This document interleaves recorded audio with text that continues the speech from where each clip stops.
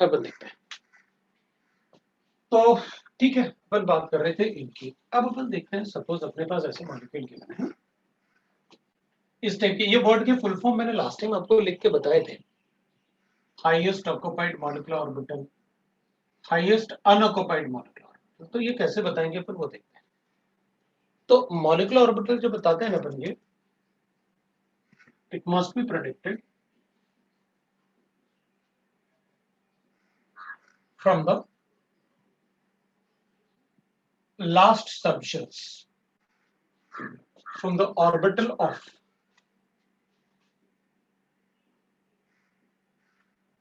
right, huh?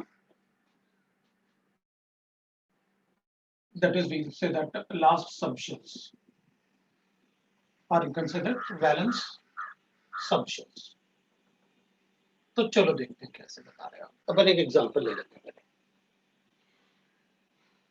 Example में ठीक है, कोई भी ले लेते हैं, पर एक दो एग्जांपल लेते हैं ताकि कंपैरिजन भी हो जाएगा। पहले एक मैं O2 का एग्जांपल, तो अपन इन O2 मॉलिक्यूल, ठीक है, एक example.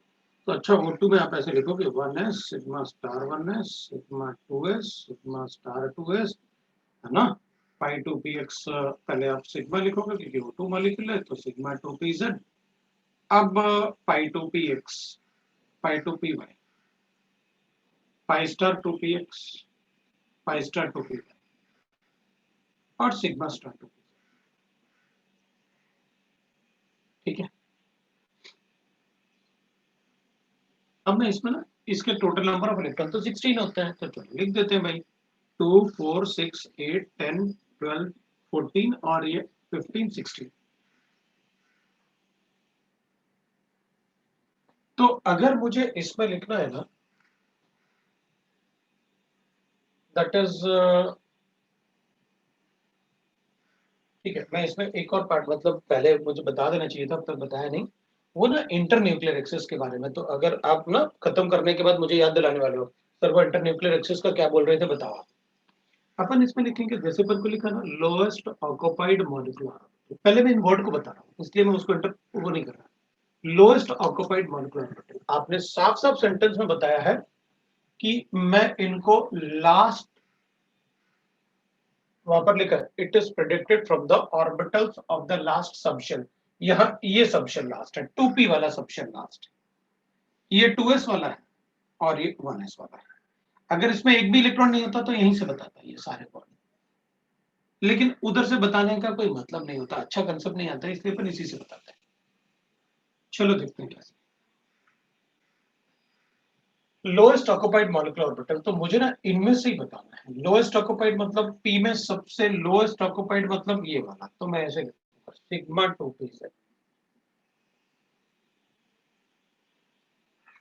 Lowest unoccupied molecular orbital, तो अपन कहेंगे ठीक है भाई अनऑक्युपाइड यही वाला है, बाकी सब तो ऑक्युपाइड ही है, इसी को लिख लो सिग्मा स्टार 2p से। तो फिर हाईएस्ट ऑक्युपाइड मॉलिक्यूलर ऑर्बिटल, तो अपन कहेंगे अच्छा ऑक्युपाइड मतलब जिसमें इलेक्ट्रॉन होने चाहिए, तो मैं कहूंगा पाई स्टार 2px या फिर पाई स्टार 2py, इन दोनों में से कोई भी बता दो चलेगा। और हाईएस्ट अनऑक्युपाइड लिखा ना अपन ने, ऑक्युपाइड लिख दिया, हाईएस्ट ऑक्युपाइड मतलब ये वाले। हाईएस्ट अनऑक्युपाइड मॉलिक्यूलर ऑर्बिटल, तो अनऑक्युपाइड तो एक ही है, बाकी सब तो ऑक्युपाइड है ही, 2p ऐसे बता। अच्छा ठीक है, तो इसमें अगर मुझे बताना है, मान लो मेरे पास N2 मॉलिक्यूल है। अब N2 मॉलिक्यूल के लिए तो 14 इलेक्ट्रॉन होते हैं, तो अपन लिखेंगे 1s sigma 2s sigma star 1s star 1s 2s sigma star 2s। फिर अपन लिखेंगे दैट इज इसमें ना पाई 2px पाई 2py sigma 2pz। N2 molecule है ना, पाई star 2px pi star 2py और सिग्मा स्टार 2pz हो गया। 2 4 6 8 10 12 14, इसके लिए लिख लेते हैं lowest occupied molecular orbital, lowest unoccupied molecular orbital, highest occupied molecular orbital, highest unoccupied molecular orbital, ठीक है। लोएस्ट ऑक्युपाइड मतलब मुझे लास्ट सबशेल से ही बताना है, तो ये हो गए भाई, ये तो है p ऑर्बिटल 2p, ये 2s, ये 1s। तो अगर इनमें से किसी में भी इलेक्ट्रॉन आया, एक भी इलेक्ट्रॉन आया तो मुझे इसी से बताना पड़ेगा। अगर इसमें किसी में भी इलेक्ट्रॉन नहीं होता तो मैं 2s से बताता। तो मैं क्या करूंगा, आपने लिखा लोएस्ट ऑक्युपाइड, ये अनऑक्युपाइड, ये अनऑक्युपाइड, ये अनऑक्युपाइड, ये ऑक्युपाइड है, सिग्मा 2p से। लोएस्ट अनऑक्युपाइड, इन दोनों में से कोई भी लिखो, क्योंकि यहां तक तो ऑक्युपाइड है, तो ये हाईएस्ट हो जाएगा, ये लोएस्ट अनऑक्युपाइड हो जाएगा। तो पाई स्टार 2p x या फिर pi star 2p y। Highest occupied sigma 2p sir, ये ना सिग्मा। लोएस्ट ऑक्युपाइड लिखा अपन ने, हाईएस्ट ऑक्युपाइड क्या होगा, हाईएस्ट ऑक्युपाइड ये, अच्छा इधर गड़बड़ कर दिया अपन ने, लोएस्ट ऑक्युपाइड तो ये होंगे, हाईएस्ट ऑक्युपाइड, ऑक्युपाइड मतलब जिसमें इलेक्ट्रॉन हो। अब मेरे ख्याल से अपन को समझ में आ गया, ये क्या आ जाएगा, लोएस्ट अनऑक्युपाइड मॉलिक्यूलर ऑर्बिटल, और ये क्या हो जाएगा, हाईएस्ट अनऑक्युपाइड मॉलिक्यूलर ऑर्बिटल। ये लो भाई, समझ में आ गया ना क्या किया अपन ने। अब अपन ने लिखा लोएस्ट ऑक्युपाइड मतलब इन सब में सबसे कम एनर्जी वाला ऑक्युपाइड, वो लोएस्ट ऑक्युपाइड। ये लोएस्ट और हाईएस्ट वाला पार्ट जो है वो किससे आ रहा है, that is from energy point of view. तो अपन ने कहा lowest occupied, lowest occupied, highest occupied, highest occupied, lowest unoccupied मतलब जो खाली वाले हैं ना एनर्जी, लोएस्ट एनर्जी चेक करो जो एम्प्टी है, वो लोएस्ट अनऑक्युपाइड होंगे। ठीक है, lowest occupied pi star 2px, pi star क्यों, सिर्फ pi, and pi 2py। Highest occupied molecular orbital sigma 2p sir, और highest unoccupied molecular orbital sigma star 2p sir. ये लो भाई लिख दिया, ये ऑर्बिटल। इधर अपन ने क्या किया था, लोएस्ट ऑक्युपाइड मॉलिक्यूलर ऑर्बिटल ये वाला, हाईएस्ट ऑक्युपाइड मॉलिक्यूलर ऑर्बिटल ये वाले, लोएस्ट अनऑक्युपाइड मॉलिक्यूलर ऑर्बिटल। तो अपन कहेंगे यही बचा हुआ है, इसको चाहे आप हाईएस्ट अनऑक्युपाइड बोल दो या लोएस्ट अनऑक्युपाइड बोल दो, बाकी सब ऑक्युपाइड है। हो गया, ठीक है।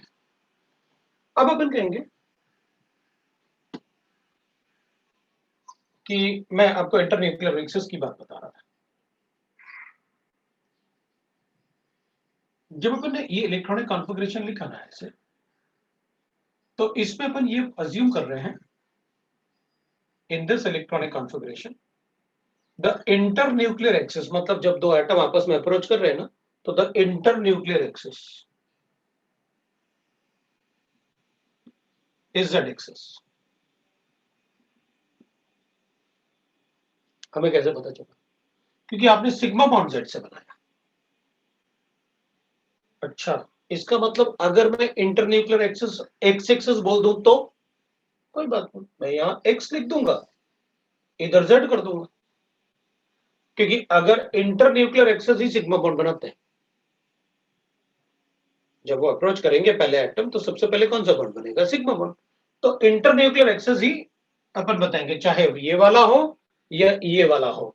आप मुझे ये बता दो इंटरन्यूक्लियर एक्सिस कौन सा है, क्योंकि इंटरन्यूक्लियर एक्सिस ही जेड के साथ, वो सिग्मा के साथ लिखा जाएगा।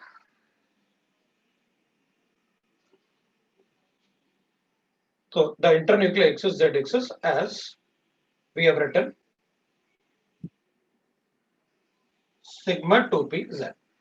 तो अगर मैं इसको y कर दूं तो फिर मैं इसको y करूंगा, इन दोनों को x और z करूंगा, उधर भी ऐसे ही करूंगा, इसको y करूंगा, इन दोनों को x और z करूंगा, अगर आपने कहा कि इंटरन्यूक्लियर एक्सिस y एक्सिस। ऐसे बताऊंगा, ठीक है। अब जैसे अपन बोलते हैं ना, हमारे पास ये तो अपन को पता चल गया कैसे अपन को लिखना है, हाईएस्ट ऑक्युपाइड अनऑक्युपाइड ये सब अपन को पता चल गया। अब जैसे होता क्या है ना, इन दोनों में, क्योंकि ये तो बॉन्डिंग मॉलिक्यूलर ऑर्बिटल है और ये एंटी बॉन्डिंग मॉलिक्यूलर ऑर्बिटल है, स्टार वाले हैं ना, तो इनमें और इनमें गैप तो ज्यादा होता है, लेकिन होता क्या है ना कि जैसे F2 मॉलिक्यूल है तो अपन लिखेंगे भाई sigma 1s star 1s sigma 2s sigma star 2s, सबको लिखना आता है, मैं थोड़ा छोटा भी लिखूंगा तब भी चलेगा। फिर अपन लिखेंगे दैट इज सिग्मा 2pz, क्योंकि कुछ मेंशन नहीं होता है तो सिग्मा z के साथ ही आएगा, पाई 2px पाई 2py पाई star 2px pi star 2py और सिग्मा स्टार 2pz। तो होता क्या है ना, मैं इनके इलेक्ट्रॉन अब नहीं वो 18 इलेक्ट्रॉन फिल कर देता हूं, ये मैंने 18 इलेक्ट्रॉन फिल कर 18 इलेक्ट्रॉन फिल करने के बाद, क्योंकि ये तो फिल्ड अप है 18 इलेक्ट्रॉन, ठीक है ना, तो अगर मेरे पास इन दोनों में तो गैप ज्यादा होगा क्योंकि ये बॉन्डिंग मॉलिक्यूलर ऑर्बिटल है, ये एंटी बॉन्डिंग मॉलिक्यूलर ऑर्बिटल है। अभी F2 मॉलिक्यूल में क्या होता है, इनमें से ना, क्योंकि ये सिग्मा बॉन्ड बनाएगा तो वैसे भी एनर्जी थोड़ी कम होनी चाहिए, पाई की एनर्जी थोड़ी ज्यादा होना चाहिए, लेकिन वो इलेक्ट्रॉनिक कॉन्फ़िगरेशन में एक्सपेरिमेंटल फैक्ट में ऐसे आता है, अपन ने लिख लिया, अपन को कोई प्रॉब्लम नहीं। लेकिन इन दोनों में गैप कम होने की वजह से यहां से इलेक्ट्रॉन कभी कभी विजिबल रीजन में अगर इनको एनर्जी मिले तो एनर्जी से ये यहां पर क्या होता है कि px py और pz, तो इसके इलेक्ट्रॉन इस एम्प्टी ऑर्बिटल में ना कभी इसमें ट्रांजिट होंगे कभी वापस आएंगे, कभी ट्रांजिट होंगे कभी वापस आएंगे, ऐसे वो भी होता रहता है। तो इस ट्रांजिशन की वजह से अपन ये बोल सकते हैं कि भाई इसमें जो हाईएस्ट अनऑक्युपाइड मॉलिक्यूलर ऑर्बिटल है उसमें लोअर ऑर्बिटल के इलेक्ट्रॉन्स ट्रांजिट हो जाते हैं विजिबल रीजन में। तो सपोज इस ट्रांजिशन के लिए अपन को कोई कलर का लाइट यूज होता है तो बाकी कॉम्प्लीमेंट्री कलर तो इमिट करेंगे ना, जो कलर इमिट करेंगे वो अपन को दिखने चाहिए फिर। तो ना कुछ गैसेस में क्या होता है, जैसे फ्लोरीन गैस है, इसमें क्या होगा कि अगर ये ऑर्बिटल इधर और इधर अगर ट्रांजिशन होता है तो फिर उनमें कलर भी आता है। तो जैसे अपन कहते हैं भाई फिर ऑक्सीजन में भी कर लें, तो अपन कहेंगे ये तो पहले से अनस्टेबल है, पहले तो आपस में अनपेड इलेक्ट्रॉन है ये, तो उसमें इतना ज्यादा फर्क नहीं पड़ने वाला, क्योंकि अगर ये फिल्ड होते स्टेबल होते फिर विजिबल रीजन में अपन ट्रांजिशन करते रहते, अभी तो ये पहले से ही अनस्टेबल है। और अगर N2 मॉलिक्यूल होता तो N2 में सारे फिल्डअप होते और फिर इन दोनों में गैप बहुत ज्यादा होता, गैप बहुत ज्यादा होता तो इधर से इधर इलेक्ट्रॉन ले जाना बड़ा मुश्किल होता है, तो कलर नहीं आता है, ऑक्सीजन में भी कलर नहीं आता है, क्योंकि वो आपस में पहले चाहेंगे कि बॉन्ड बन जाए बस, इधर कलर आ जाता है। तो अगर पाई स्टार और सिग्मा स्टार खाली है और पाई स्टार में मतलब फिल्डअप है, तो इनमें कलर भी आ जाएंगे, कलर भी आते हैं। तो अगर हम चेक करेंगे तो फ्लोरीन क्लोरीन ब्रोमीन आयोडीन ये सब कलर्ड गैसेस होते हैं। म्यूट करो सब अपने आप को, राज। तो अपन क्या करेंगे इस टाइम फिर क्या होता है ना, इसलिए अगर अपन चेक करेंगे तो ये जो गैसेस होते हैं ना halogen gases, halide gases F2Cl2 Br2I2, इनके कलर्ड होने का रीजन यही होता है the transition of electron from the pi star to px और pi star to py to sigma star to pz, उसमें वो ट्रांजिशन को ही बोलते हैं अपन कि भाई उस वजह से विजिबल रीजन में जो ट्रांजिशन होता है उसकी वजह से कलर भी आता है। मतलब मैं ये बता रहा हूं कि मॉलिक्यूलर ऑर्बिटल थ्योरी से अपन कलर को भी एक्सप्लेन कर सकते हैं,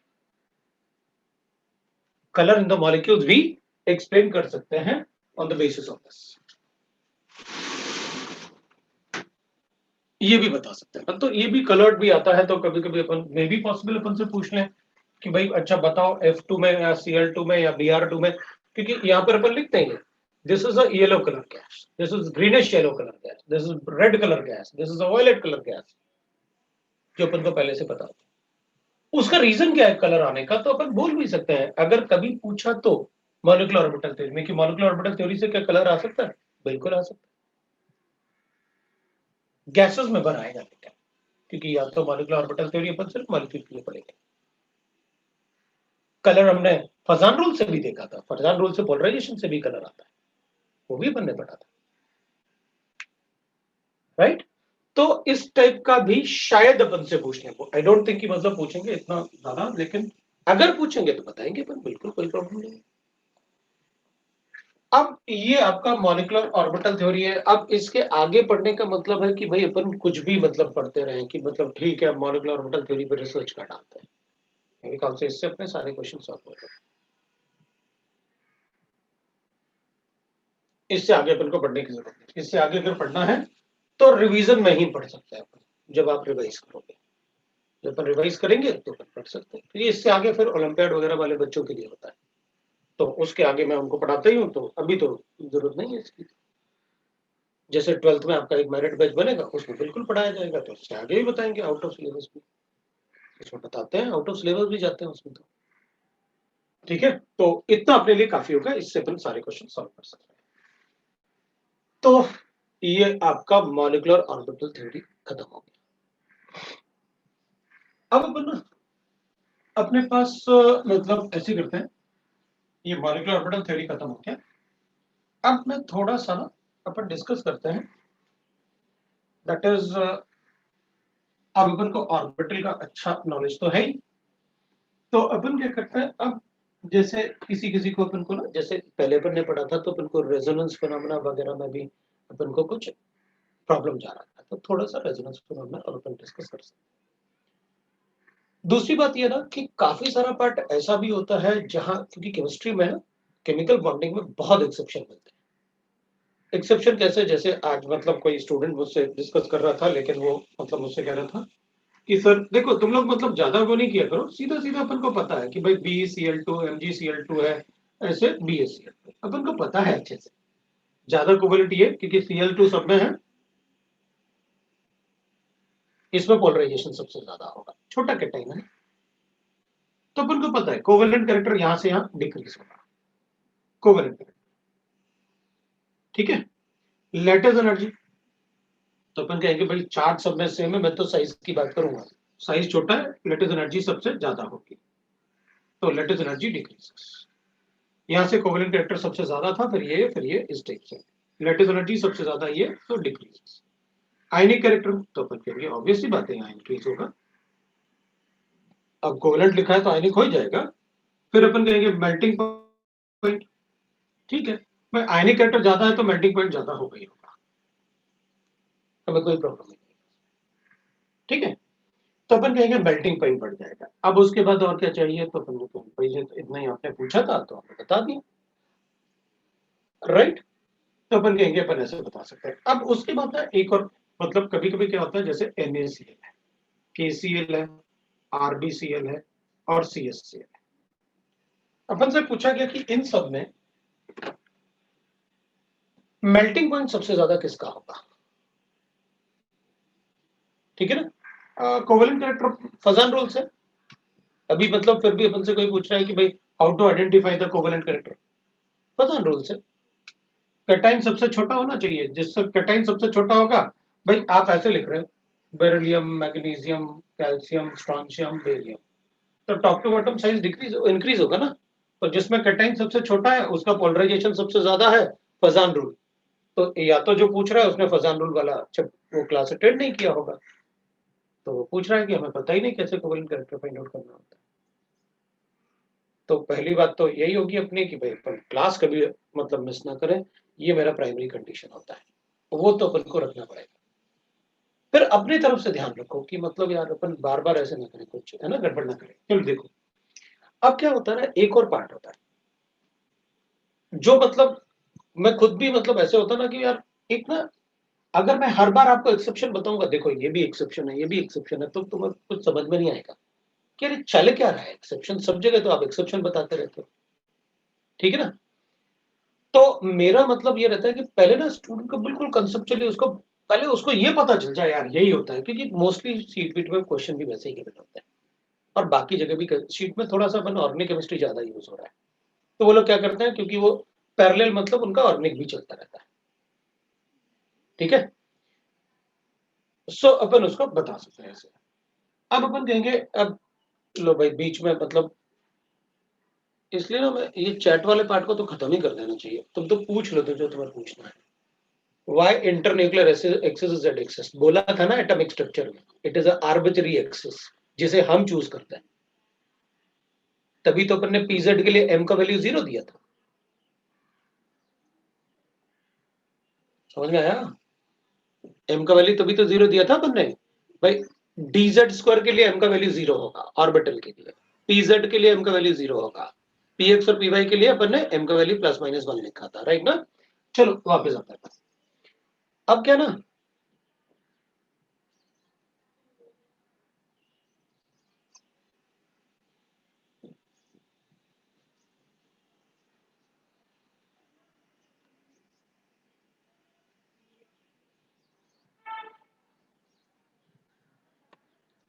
तो अपन क्या करेंगे इसमें ना, अपना आयनिक कंपाउंड में एक और पार्ट होता है।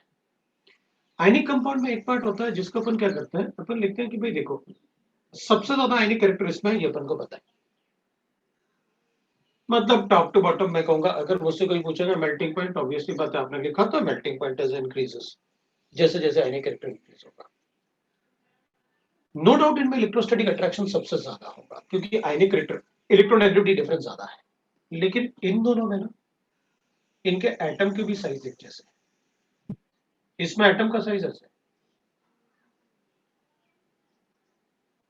अब बताओ अच्छा पैकिंग इसमें होगा कि इसमें होगा? ऑब्वियस सी बात है, जिसमें बॉल्स का साइज एक जैसा होगा उसमें पैकिंग ज्यादा होगी। इन दोनों के साइज भी इक्वल होते हैं, लेकिन ये साइज वाला एक्सेप्शन सिर्फ एल्काइल हैलाइड, मतलब सिर्फ अल्कली मेटल में आता है, उसके हैलाइड में बस।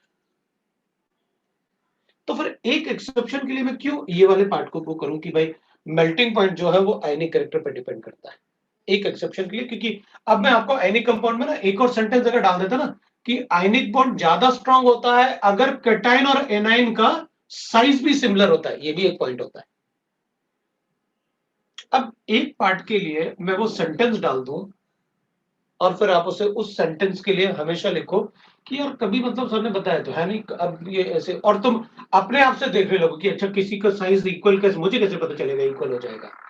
तो एक आधी एक्सेप्शन मिलेगा अपन को ऐसा कि इन सब में सबसे ज्यादा आयनिक कैरेक्टर किसमें होगा, इसमें। मेल्टिंग पॉइंट किसका होगा, इसमें। रीजन क्योंकि साइज भी इक्वल है उसमें। मतलब साइज ऑब्वियस सी बात है, मेल्टिंग पॉइंट किस पर डिपेंड करेगा? क्लोज पैकिंग ना भाई, कितना क्लोज पैकिंग है उस पर डिपेंड करेगा मेल्टिंग पॉइंट। अभी जितना पैकिंग होगा, ज्यादा अच्छा पैकिंग होगा, उतना ज्यादा उनको सेपरेट करना मुश्किल होगा, इसलिए NaCl का मेल्टिंग पॉइंट ज्यादा होता है अल्काइल हैलाइड्स में। ठीक है, यहां पर अपन क्या पढ़ रहे थे, सिर्फ एक वो पढ़ लेते हैं अपन की ऑर्डर बन जाए अपना कुछ ऐसे। बाकी इनका अलग अलग वाला पार्ट जो है ना, इनका अलग अलग वाला पार्ट पढ़ेंगे ना अपन। अल्कली मेटल पूरा चैप्टर पढ़ना होता है, पूरा एक चैप्टर पढ़ेंगे अपन। ग्रुप 1 एस ब्लॉक पढ़ेंगे ना, अल्कलाइन अर्थ मेटल। ग्रुप 2 वहां क्या पढ़ेंगे, यही फिजिकल प्रॉपर्टीज ही तो पढ़नी होती है मेनली। बाकी प्रिपरेशन, सोडियम का प्रिपरेशन, NaOH का प्रिपरेशन, लाइक दैट, तो वहां भी तो पढ़ेंगे अपन। तो ये सारा पार्ट मैं वहां डिस्कस करूंगा। बट अगर कोई एक्सेप्शन टाइप मिलता है कोई बात नहीं, बट ये सेंटेंस होता है अगर कैटायन और एनायन का साइज सिमिलर है तो मेल्टिंग पॉइंट ज्यादा होगा, फिर वहां आयनिक बॉन्ड से वो ज्यादा डोमिनेट करेगा फैक्टर। क्योंकि अगर साइज सेम होगा तो पैकिंग अच्छी होगी, और पैकिंग अच्छी होगी तो ऑब्वियस बात है। और वो एक ही एक्सेप्शन होता है इसलिए एक्सेप्शन टाइप रेगुलर क्लास में अपन नहीं डिस्कस करते हैं। अगर अपन बहुत सारे एक्सेप्शन डिस्कस करते रहेंगे ना तो याद ही करता रहोगे, फिर मैं कहूंगा देखो तुम लोग पूछना नहीं कुछ, बस याद करते रहो कि जो मैंने बताया उसे याद करते रहो, कुछ तो कंसेप्ट होना। ठीक है, वो होता है। अब अपन पढ़ रहे थे जैसे रेजोनेंस, अपन रेजोनेंस की बात। तो अपन रेजोनेंस कब पढ़ेंगे वो देख लेते हैं ना, कि रेजोनेंस फिनोमेना अपन कब पढ़ेंगे।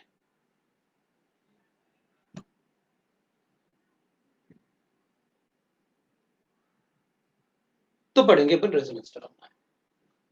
अब व्हेन, वैसे अपन ने पहले लिखा हुआ है, आपको लिखने की जरूरत नहीं पड़ेगी। When we cannot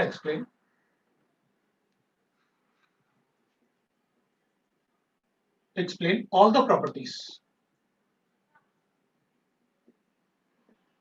the chemical and physical properties and physical properties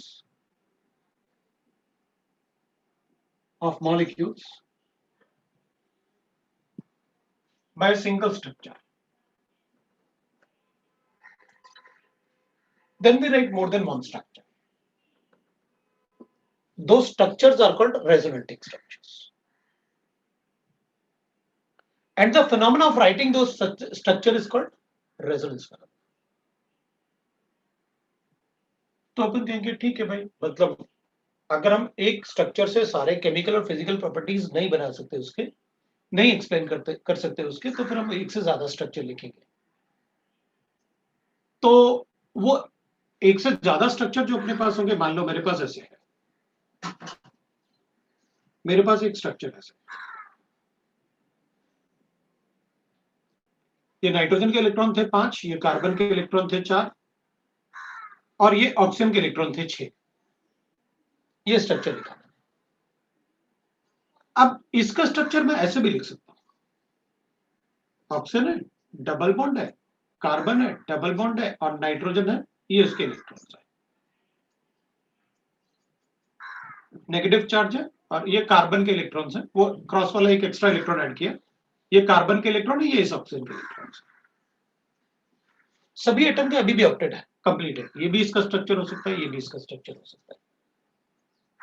तो क्या बोले अपन, कहेंगे इसमें तो नाइट्रोजन पे नेगेटिव चार्ज है, इसमें ऑक्सीजन पे नेगेटिव चार्ज है, तो किसको किससे केमिकल प्रॉपर्टीज बताओ.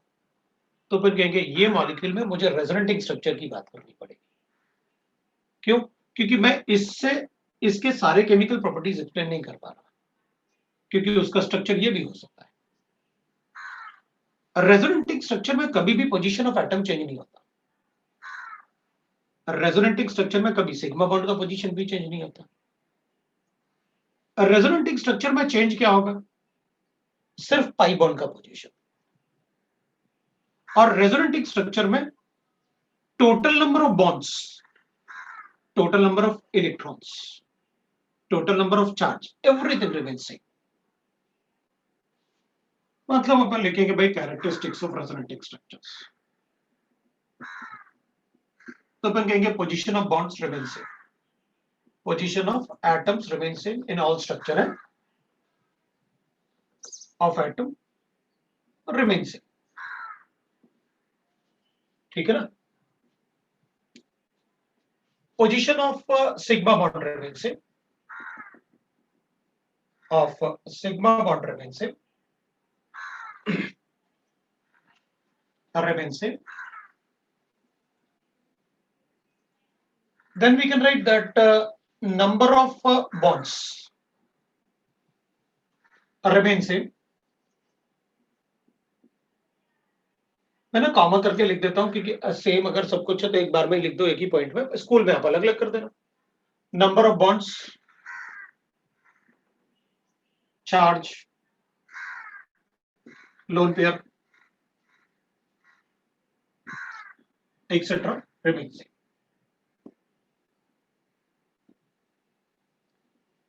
ठीक है, ये सब same. Only the position of negative charge, position of negative charge, position of negative charge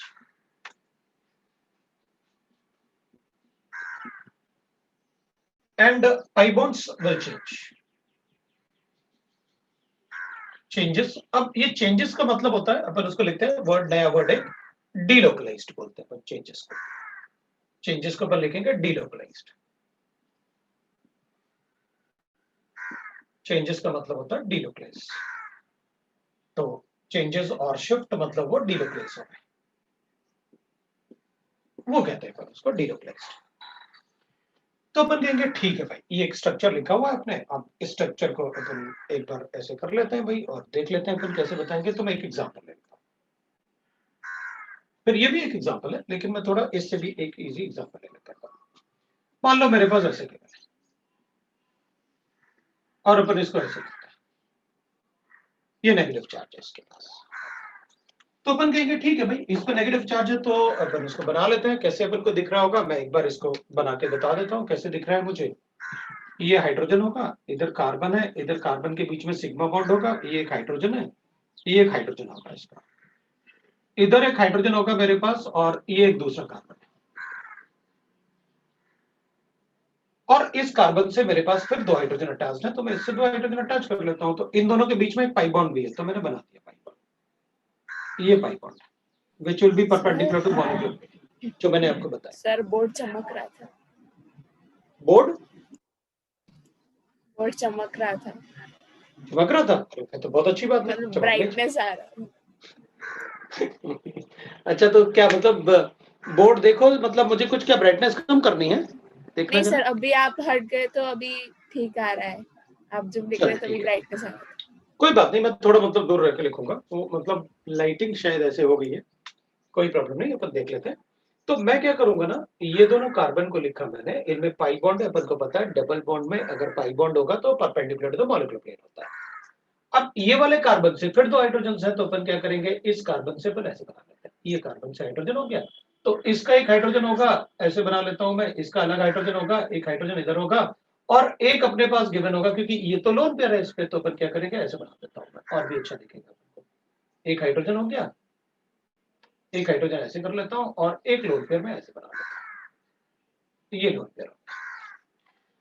अब अपन कहेंगे थोड़ा सा इसमें आपको मे बी पॉसिबल थोड़ा कंफ्यूजन हो, तो मैं आपको बना कर दिखाता हूं। देख ऐसे है मेरे पास, ये जो ना अपन को ऐसे भी पता चल जाता ना, ये sp2, ये sp2 अपन सबको हाइब्रिडाइजेशन में किसी को कोई प्रॉब्लम नहीं। sp2 कैसे बताया वो पता है आपको, ये कार्बन कार्बन है और इससे कार्बन अटैच्ड होगा, तो अगर ये sp2 है तो इसका बॉन्ड जो होगा ना वो ट्रायंगुलर प्लेनर ही होगा। ऐसे एक इधर को मैंने दूसरा कार्बन ले लिया, इधर को है ऐसे बना लिया मैंने, ये कार्बन कार्बन हो गया, इस तरफ हाइड्रोजन होगा इसका, ये वाला हाइड्रोजन है, ठीक है।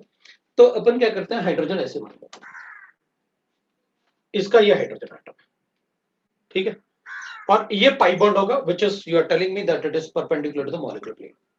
तो एक हाइड्रोजन एटम इधर भी होगा, एक हाइड्रोजन एटम इधर भी होगा,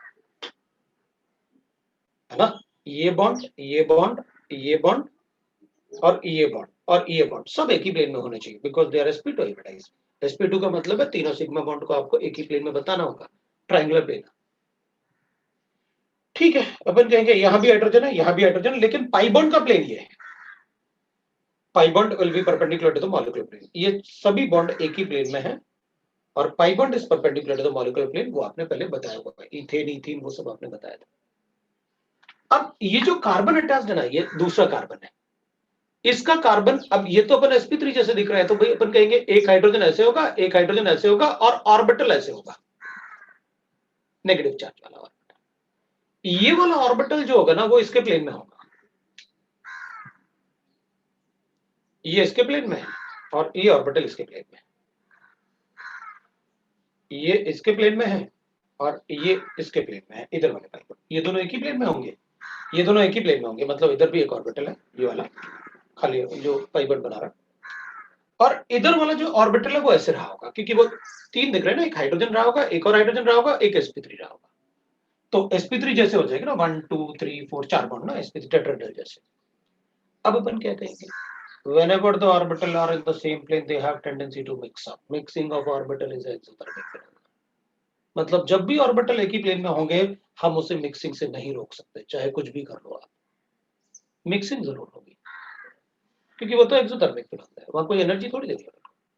अपन क्या करेंगे, ठीक है भाई, इसको मिक्स कर दो इसके साथ, इसको मिक्स करोगे तो कार्बन के अपन कहेंगे भाई या तो सारा ऑक्टेट कंप्लीट है, तो अपन कहेंगे हमने कब कहा एनर्जी लिबरेट होगी, तो जो वीक बॉन्ड है पाई बॉन्ड उसको ब्रेक कर लो, मतलब इसको इससे मिक्स करो, इसका ये वाला जो नेगेटिव चार्ज का एक इलेक्ट्रॉन लेके इसको दे दो, और इसका जो इलेक्ट्रॉन यहां पर था वो इसको वापस कर दो। अच्छा, तो आप बोल रहे हो कि हम ऐसा कर दें, since the orbital are in the same plane, आप कह रहे हो कि मैं क्या करूं, इससे एक इलेक्ट्रॉन लेके इसको दे दूं, और इसका जो इलेक्ट्रॉन है ना इधर वाला,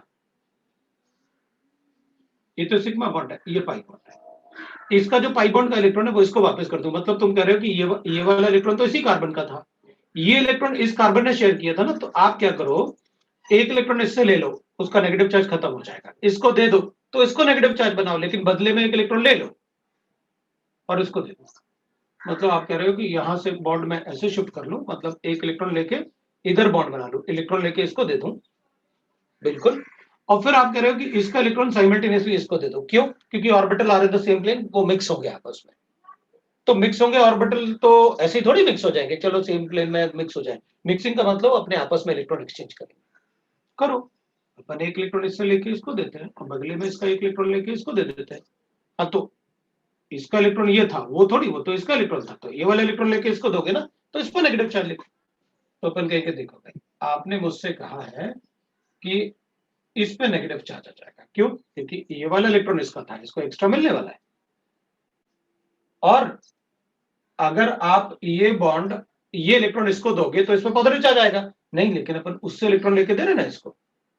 अच्छा ठीक है, तो आप कह रहे हो कि मैंने उससे इलेक्ट्रॉन लेके इसको दे दिया, बिल्कुल, उससे एक इलेक्ट्रॉन लेके इसको दिया और इसका एक इलेक्ट्रॉन इसको दिया, तो इस पे ना कोई चार्ज आएगा, क्यों? एक इलेक्ट्रॉन मिला, एक गया, ठीक है।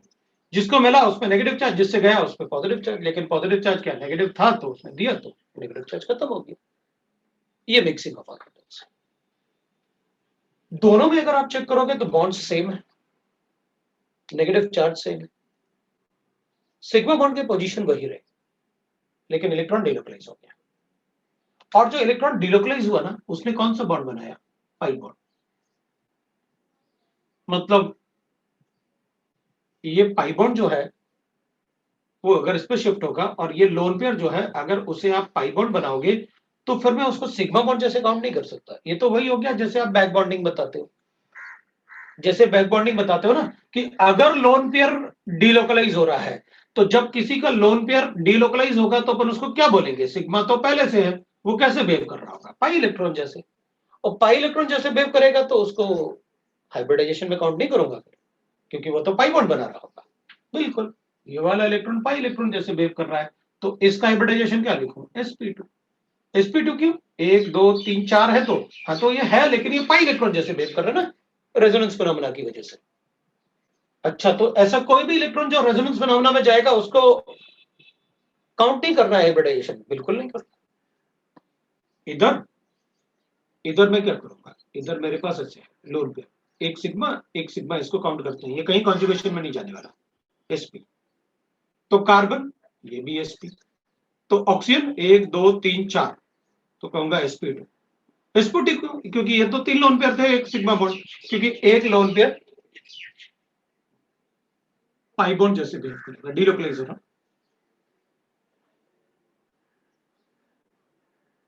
एक इलेक्ट्रॉन लेके इसको दूंगा, बदले में एक इलेक्ट्रॉन लेके उसको दे दूंगा, तो उसमें आगे lone pair, that is delocalisation, that is resonance phenomena. तो अपन कहेंगे अच्छा ठीक है, आपने यहाँ पर रेजोनेंस फिनोमेना ऐसे बताया था, तो इसमें जरूरी है कार्बन या कोई भी एटम हो? कोई भी एटम हो सकता है। अब बता तो रहे, ऑक्सीजन, कार्बन, नाइट्रोजन, अलग अलग एटम है। ठीक है, तो अगर मैं ऐसे करूं तो चलेगा क्या?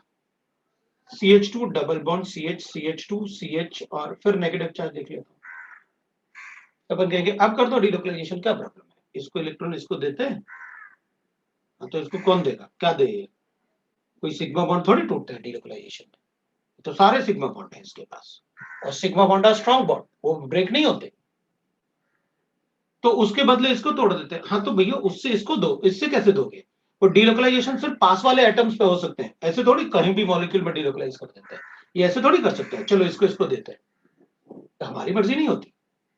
जिस पे नेगेटिव चार्ज है उसके पास वाले एटम से डबल बॉन्ड अटैच होना चाहिए, तो मैं उसके पाई बॉन्ड को ब्रेक कर दूंगा। अच्छा, मतलब अगर ऐसे लिखूं तो चल जाएगा? तो अपन कहेंगे अब चल जाएगा, क्यों? क्योंकि जब अपन इससे इलेक्ट्रॉन लेके इसको देंगे ना, तो ये अपने पाई बॉन्ड को ब्रेक कर सकता है, क्योंकि पाई बॉन्ड वीक होता है, तो डीलोकलाइज हो जाएगा। और ये ऑर्बिटल, ये ऑर्बिटल और ये ऑर्बिटल एक ही प्लेन में होंगे और एडजेसेंट एटम पे होने चाहिए। ऐसे नहीं कहीं भी नेगेटिव चार्ज हो और कहीं भी डबल बॉन्ड होगा, सब डीलोकलाइज कर देते हैं, ऐसे नहीं होता। जिस पे नेगेटिव चार्ज है उससे जो एटम अटैच है उस पे पाई बॉन्ड होना चाहिए, तो ही डीलोकलाइजेशन होगा, नहीं तो नहीं। ठीक है, अब अपन कहेंगे चलो मान लिया मैंने, आपने जो कहा हमने मान लिया, कोई प्रॉब्लम नहीं है। और इसमें आपसे ये एक और एग्जांपल ले लिया अपन ने, ठीक है ना, एग्जांपल 2। अपन कहेंगे ठीक है, ये एग्जांपल 2 हो गया मेरे लिए। अब एग्जांपल सी एक दूसरा लिखते हैं।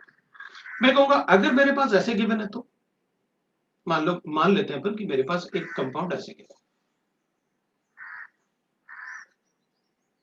ऑक्सीजन के ये 6 इलेक्ट्रॉन थे, एक मैंने एक्स्ट्रा ऐड करके नेगेटिव चार्ज लिया ताकि उसका ऑक्टेट कंप्लीट हो जाए। इसमें बाकी ऑक्टेट कंप्लीट है, अपन को पता है। अब मैंने नेगेटिव चार्ज ना ऑक्सीजन पे लिख लिया, तो अपन कहेंगे ठीक है, हमें क्या फर्क पड़ता है, आपने क्या किया है, ये कार्बन कार्बन बनाए, तो sp2 sp2, और इसकी जगह आपने क्या कर दिया, लोन पे ऑक्सीजन ले लिया और यहां पर भी आपने लोन पे डाल दिया। ये तो किया आपने भाई, 4 हो गए ना, 1 2 3 और ये 4 बॉन्ड, एक बॉन्ड हो गया, 3 लोन पेयर हो गए। अब तीनों में से अपन कहेंगे, जैसे अभी आप बता रहे थे मुझे कि ये कार्बन कार्बन बॉन्ड हो गया, ये ऑक्सीजन हो जाएगा, क्यों ऐसे क्यों लिखे, ऐसे क्यों नहीं, अरे भाई ये sp2 हाइब्रिडाइज्ड है, ये sp2 हाइब्रिडाइज्ड है, इसके जो दूसरे सिग्मा बॉन्ड होंगे वो ट्रायंगुलर प्लेनर में रहने चाहिए, ये लगा दिया। अच्छा ठीक है, उसके बाद इसके पास जो लोन पेयर्स होंगे ना 3, अब ऐसे थोड़ी हो सकते हैं सारे के सारे लोन पेयर एक ही प्लेन में आ जाएंगे, नहीं, तो इसका ये पाई बॉन्ड है, मान लेते हैं अपन कि भाई इसमें ये पाई बॉन्ड है इसका, ठीक है। तो अगर ये पाई बॉन्ड है तो लोन पेयर जो अपन बनाएंगे ना, तो ये 3 लोन पेयर है, 1 2 3, तो तीनों में से तीनों लोन पेयर थोड़ी इसके प्लेन में आ सकते हैं, तीनों में से कोई एक ही तो आएगा। तो मतलब इसका मतलब ये हो गया कि एक एटम पे कितने भी लोन पेयर, इस पाई बॉन्ड के प्लेन में एक ही इलेक्ट्रॉन आ सकता है, एक ही लोन पेयर आ सकता है, और जो लोन पेयर मिक्स करेगा उसका ही मिक्सिंग बताएंगे अपन। तो अपन कहेंगे ठीक है भाई, इसका मतलब है इसमें मुझे ऐसे बताना है, फिर मैं कहूंगा जैसे अभी थोड़ी देर पहले अपन वो उसमें कर रहे थे वैसे इसमें कर देते हैं, ये लो इसको यहां लिखते हैं, इसको यहां लिख देते हैं।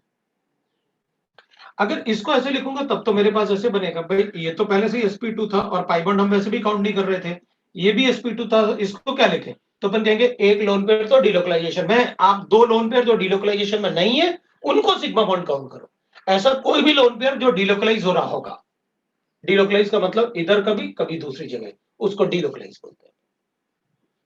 तो ऐसा कोई भी लोन पेयर जो डिलोकलाइज हो रहा होगा उसको अपन को डिलोकलाइज करना होगा। तो अपन क्या करेंगे, अपन कहेंगे भाई अब इसका स्ट्रक्चर मैं ऐसे बनूंगा, ये बन गया, इधर शिफ्ट करके तो इधर पॉजिटिव चार्ज लिखो, लेकिन बदले में एक इलेक्ट्रॉन दे रहे हैं ना उसको, तो अपन कहेंगे भाई ठीक है, डबल बॉन्ड ओ लिख लेते हैं, और बाकी बचा हुआ अपने पास ये 2 लोन पे रख देंगे, इससे मैंने बॉन्ड बना, ठीक है, एक इलेक्ट्रॉन इससे लेके इसको दे दिया और बदले में इसका इलेक्ट्रॉन लेके इसको दे दिया, तो इस पे नेगेटिव चार्ज और उस पे पॉजिटिव चार्ज। इसका हाइब्रिडाइजेशन बताओ, sp2, सभी sp2।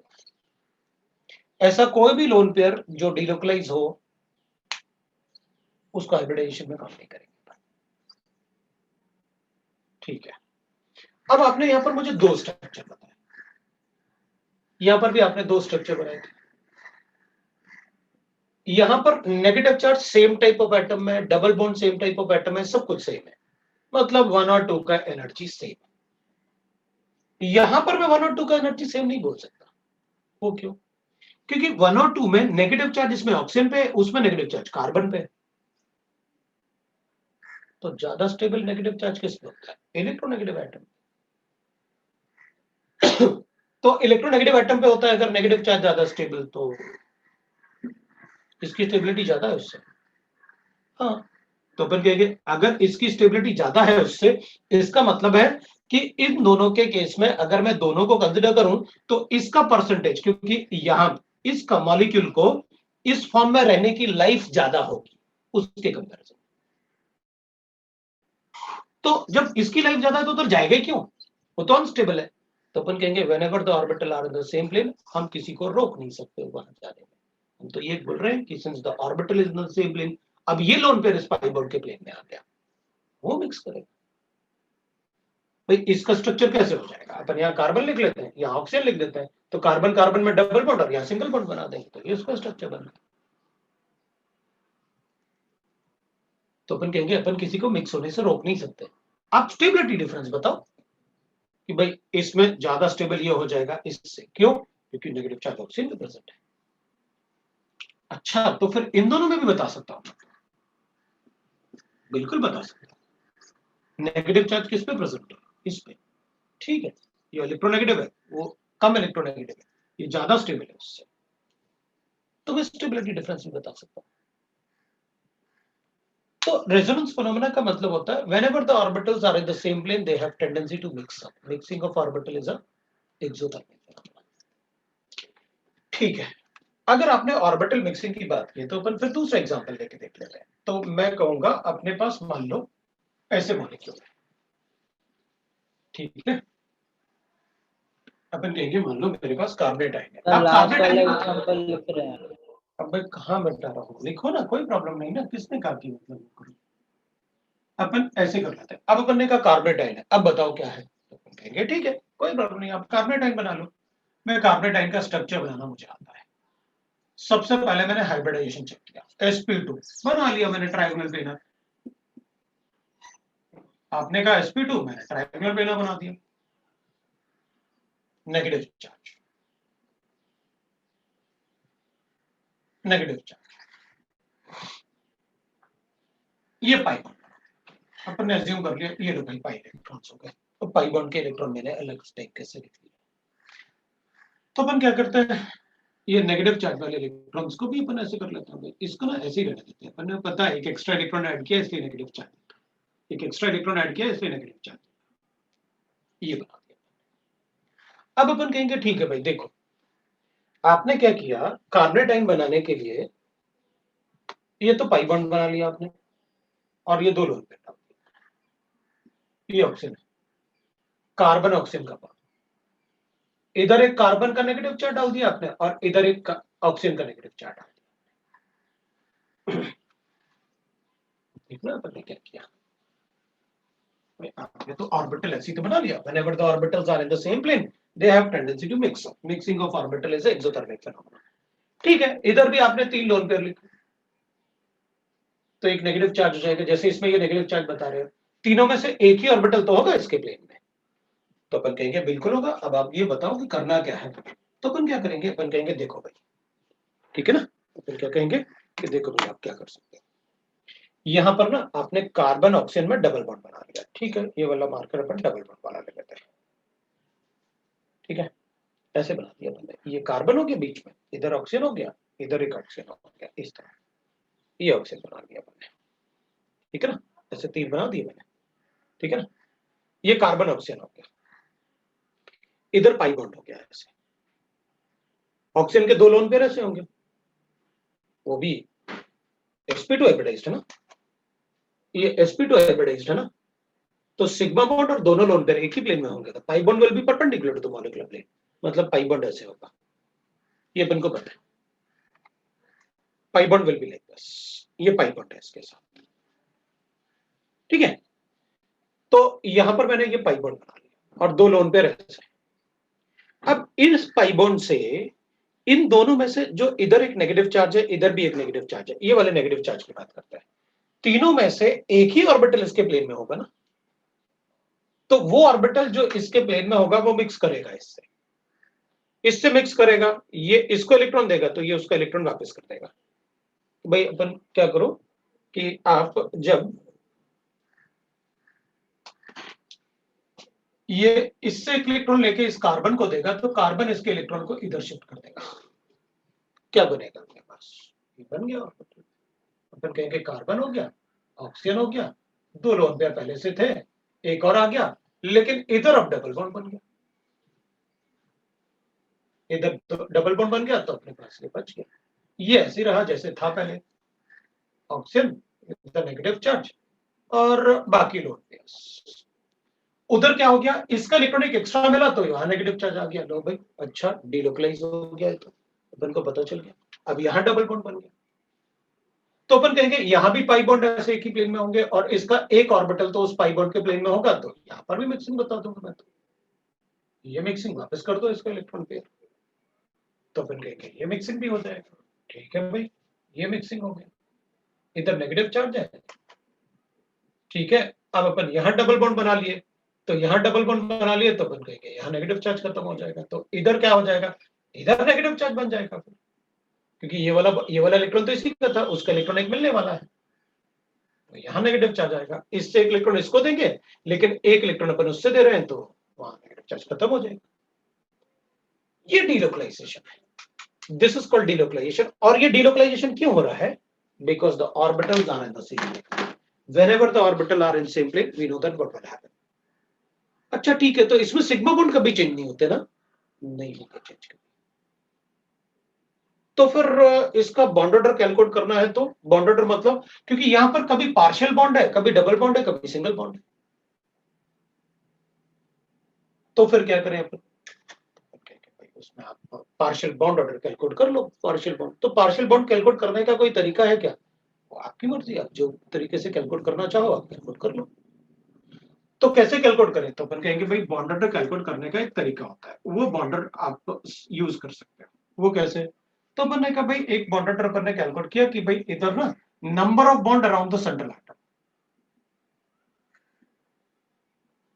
अराउंड सेंट्रल एटम, जहां पर डिलोकलाइजेशन होता है। मतलब कैसे, थोड़ा सा मॉडिफाई कर लेते हैं उसको कि number of bond around the central atom जहां डिलोकलाइजेशन होता है, where delocalisation occurs divided by number of resonating structure या number of places of delocalization. Delocalization of charge.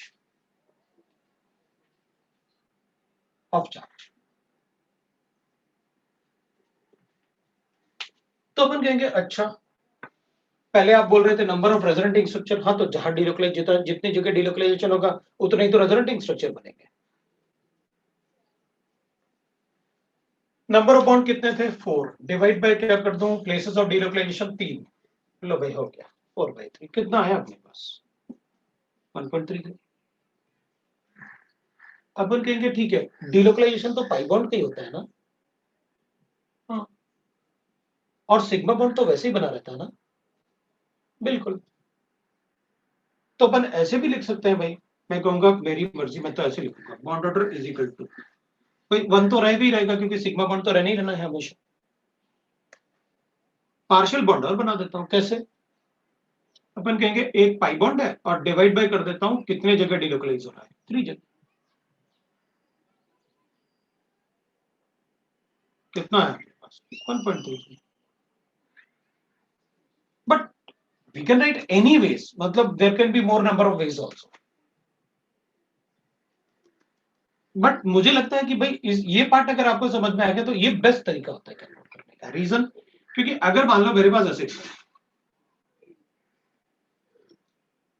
HCO3 bicarbonate, तो अपन क्या लिखेंगे? बाइकार्बोनेट का मतलब ये होगा एक जगह प्रोटॉन डाल दो, एक ही नेगेटिव चार्ज। अब डिलोकलाइजेशन सिर्फ यहां हो सकता है, यहां थोड़ी होगा डिलोकलाइजेशन, इधर नेगेटिव चार्ज थोड़ी है। तो फिर बॉन्ड ऑर्डर इससे लिखो। अब आपने क्या लिखा? Number of bond around the central atom where delocalisation occurs. यहां डिलोकलाइजेशन नहीं होता, यहां होगा, यहां होगा डिलोकलाइजेशन। कितने हो गए बॉन्ड्स? 3। कितने जगह डिलोकलाइजेशन है? 2 जगह, तो 2 रेजोनेटिंग स्ट्रक्चर्स।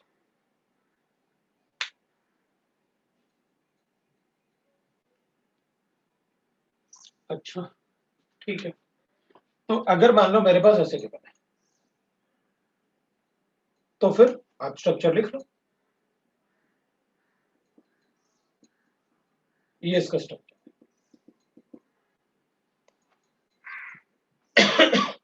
बाकी लोन पेयर भी हो सकता है, कोई प्रॉब्लम नहीं। अपन क्या लिखे भाई? इसके अराउंड कितने बॉन्ड है? 5। इसका डिलोकलाइजेशन 3 जगह, तो लिखो डिवाइड बाय 3। ये इधर भी डिलोकलाइज हो सकता है, ये इधर भी डिलोकलाइज हो सकता है, जैसे उधर। इसकी जगह आपने कार्बन लिख दिया, आपने 2 डबल बॉन्ड की जगह आपने नेगेटिव चार्ज ले लिया, कोई प्रॉब्लम, हमें कोई फर्क नहीं पड़ता था। हाँ, नेगेटिव चार्ज आप पूछते तो अपन इसमें बोल देते कि हर एक ऑक्सीजन पे कितना नेगेटिव चार्ज होगा, क्योंकि यहाँ तो सभी जो अदर एटम है वो सेम है, मतलब नेगेटिव चार्ज किसी भी ऑक्सीजन पे लिखो स्टेबिलिटी तो सेम ही होगी। तो अपन क्या लिख सकते हैं कि एक ऑक्सीजन पे कितना नेगेटिव चार्ज होगा, तो बोल सकते हैं भाई 2 नेगेटिव चार्ज है, 3 जगह डिलोकलाइज हो रहे हैं, डिस्ट्रीब्यूट हो रहे हैं, लिख दो 2/3। तो यहां लिख दूं क्या? 1/3 हर एक पे लिखो ना, इस पे नेगेटिव चार्ज है और एटम सेम है, तो लिखूंगा ये 1/3 है, तो इसमें लिख सकता हूं मैं जो नेगेटिव चार्ज इधर भी -1/3, इधर भी -1/3, इधर भी -1/3, तो इसमें भी -1/3 लिख दूं क्या? ऐसे है मेरे पास।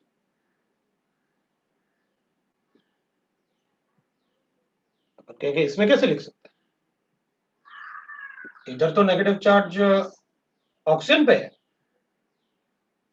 इधर डियोक्लाइज होगा तो भी ऑक्सीजन पे रहेगा, लेकिन अगर ये डियोक्लाइज होगा तो ये तो सल्फर पे आएगा, वहां स्टेबिलिटी डिफरेंट होगी। फिर अपन ये बताएंगे यहां नेगेटिव चार्ज ज्यादा स्टेबल होगा, यहां और यहां, मतलब नेगेटिव चार्ज का परसेंटेज इन पे ज्यादा होगा, इस पे कम होगा। तो अपन कहेंगे भाई इधर नहीं बता सकते कि -1/3 या माइनस क्या होगा, इधर -1/2 या फ्रैक्शन नहीं लिख सकते। अपन ये तो बता सकते हैं कि यहाँ फुल फ्लेज कहीं नहीं होगा और नेगेटिव चार्ज यहां पर ज्यादा होगा, यहां पर कम होगा, लेकिन ये नहीं बता सकते कि कितना परसेंटेज किस पे होगा। वो परसेंटेज अपन तभी बता सकते हैं जब सेम टाइप के एटम हो। तो अपन ये बोल सकते हैं भाई इक्वल एटम मतलब इक्वल नेगेटिव चार्ज की स्टेबिलिटी सभी एटम पे। तो जितने एटम्स हैं इक्वल एटम और जितने चार्ज हैं इक्वली डिस्ट्रीब्यूट कर दो, कोई प्रॉब्लम। यहां बोल सकते हैं पर -1/2 -1/2, लेकिन अगर यहां पर भी आप ऐसे लिख दो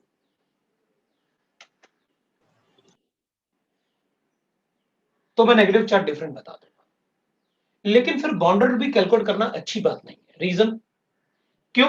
क्योंकि अब क्या होगा, अपन कहेंगे जैसे अब बाउंड्री इसमें पूछ नहीं सकते, इसलिए जितने भी क्वेश्चंस है ना उन सब में या तो ऑक्सीजन है या फिर सेम एटम अटैच्ड होते हैं, वो दूसरी बात नहीं करते वो इसलिए क्योंकि अब आप ऐसे लिखोगे, इधर आप जब आप डिलोकलाइज करोगे ना इधर ऐसे, तो आप क्या करोगे डिलोकलाइज करके, आप जब डिलोकलाइज करोगे तो इसमें आप ऐसे लिखोगे, लिखोगे ना। अब तुम पता क्या करोगे भाई, इन दोनों में इधर डबल बॉन्ड किसके बीच में, ऑक्सीजन और कार्बन, और इधर डबल बॉन्ड किसके बीच में, कार्बन और सल्फर। तो दोनों का बॉन्ड स्ट्रेंथ एक जैसा थोड़ी हो सकता है, तो गलत है। तो अब how can you say that कि दोनों जगह बॉन्ड लेंथ एक जैसा होगा, क्योंकि बॉन्ड ऑर्डर मतलब बॉन्ड लेंथ, बॉन्ड ऑर्डर का मतलब number of bonds between the atoms. तो how can you say that कि इसका स्ट्रेंथ और इसका स्ट्रेंथ एक जैसा होगा। तो अपन कहेंगे अच्छा इसमें मैं ये नहीं बता सकता कि इसका स्ट्रेंथ ज्यादा है या इसका स्ट्रेंथ ज्यादा है on the basis of bond order. क्यों? क्योंकि ज्यादा देर के लिए ये इस फॉर्म में रहेगा, इस फॉर्म में नहीं रहेगा, तो फिर अनसिमेट्रिकल हो गए ना स्ट्रक्चर्स। इसलिए आपने देखा कोई भी स्ट्रक्चर अपन से ऐसा नहीं पूछा जिसमें बॉन्ड ऑर्डर नहीं पूछा जिसमें सिमेट्री ना हो, डीलोकलाइजेशन ऑफ चार्ज अलग अलग एटम पे हो, ऐसा कोई स्ट्रक्चर में वो बॉन्ड ऑर्डर नहीं पूछते, नहीं पूछ सकते हम अपन को, गलत होगा अगर पूछेंगे तो। इसलिए सेम टाइप ऑफ एटम पे ही पूछेंगे बॉन्ड ऑर्डर, तो डीलोकलाइजेशन बताएंगे सेम टाइप है तो भाई नेगेटिव चार्ज इधर ऑक्सीजन पे इधर भी ऑक्सीजन पे, तो बता देंगे अपन की भाई दोनों पे -1/2 -1/2। इसलिए इसमें आप ये तो पूछ सकते हो कि नेगेटिव चार्ज किस पे ज्यादा स्टेबल होगा या स्ट्रक्चर कौन सा ज्यादा स्टेबल होगा, लेकिन आप इसमें बॉन्ड ऑर्डर नहीं पूछ सकते मुझसे। क्यों? क्योंकि यहां पर Cl और डबल बॉन्ड S है, जबकि यहां पर Cl और डबल बॉन्ड O है, दोनों में बॉन्ड एनर्जी का डिफरेंस है। अगर दोनों में बॉन्ड एनर्जी का डिफरेंस है तो बॉन्ड ऑर्डर का भी डिफरेंस होगा, क्योंकि आपने हमें बताया मॉलिक्यूलर ऑर्बिटल थ्योरी में bond energy is directly proportional to bond order.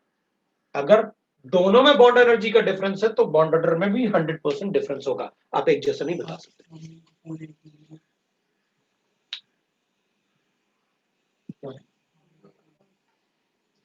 Hello,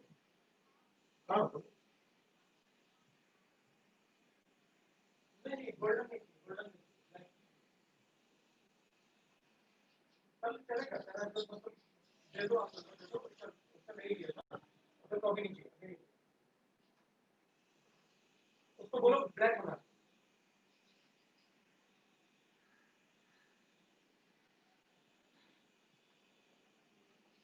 तो वी कैन राइट दैट कि अपन सिर्फ उसमें क्या पूछ सकते हैं, अपन से सेम टाइप के। इसलिए जितने भी एग्जांपल अपन ने देखे ना, आप देखोगे अभी भी उन्होंने शीट में जो भी एग्जांपल अपन को दिए वो सेम टाइप के एटम पे ही डिलोकलाइजेशन दिया, अदर टाइप के एटम पे डिलोकलाइजेशन नहीं दिया। अदर टाइप के एटम पे आप सिर्फ पूछ सकते हो स्टेबिलिटी, कि बताओ भाई स्टेबिलिटी किसमें ज्यादा होगी। जैसे अपन ने OCN अभी थोड़ी देर पहले लिखा, तो भाई देख लेंगे कि कौन ज्यादा इलेक्ट्रोनेगेटिव है, उस पर नेगेटिव चार्ज की स्टेबिलिटी ज्यादा होगी। That is how we can. ठीक है, ये आपका बॉन्ड ऑर्डर वाला पार्ट था। अब अपन को बॉन्ड ऑर्डर का क्लियर आइडिया था, इसलिए अपन फोकस कर पाए कि हमें सिर्फ फोकस करना था किस पे, how to calculate the bond order और रेजोनेटिंग स्ट्रक्चर्स की क्यों ऑर्बिटल आपस में मिक्स होते हैं। तो अपन को कम से कम ये तो पता था ना ये मिक्सिंग क्यों हो रही है, बिकॉज ये sp2 हाइब्रिडाइज्ड है, तो ये तीनों सिग्मा बॉन्ड एक ही प्लेन में होंगे और पाई बॉन्ड उससे परपेंडिकुलर होगा, वो रेजोनेटिंग स्ट्रक्चर्स। यहाँ पर अपना रेजोनेटिंग स्ट्रक्चर्स वाला पार्ट भी खत्म हो गया। अब अपन को कोई डाउट होगा तो अपन पूछ सकते हैं, ठीक है ना। तो ये आपका, अब अगर कोई डाउट होगा तो अपन उसमें पूछ लेंगे भाई, कोई डाउट है तो क्या करना है अपन को। अब मेरे पास मतलब ये आपका बॉन्डिंग चैप्टर खत्म हो गया। जो भी पूछेंगे, अब जो भी डिस्कस करेंगे अपन वो डाउट्स में ही डिस्कस करेंगे। वो शीट के आपके जो डाउट्स हैं आप बता दीजिए। अपन ओआर कितना डिस्कस कर रहे थे, केमिकल बॉन्डिंग 5 डिस्कस कर रहे थे। बिल्कुल हाँ, मेटेलिक बॉन्ड भी पढ़ना है, अभी मेटेलिक बॉन्ड भी है, रुको यार बहुत सारा पार्ट होता है यार, मेटेलिक बॉन्ड भी है। बस मुझे लग रहा है चैप्टर खत्म हो जाए। ठीक है,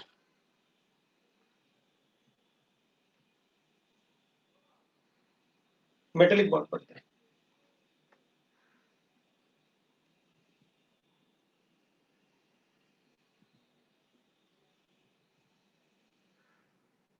लिखो,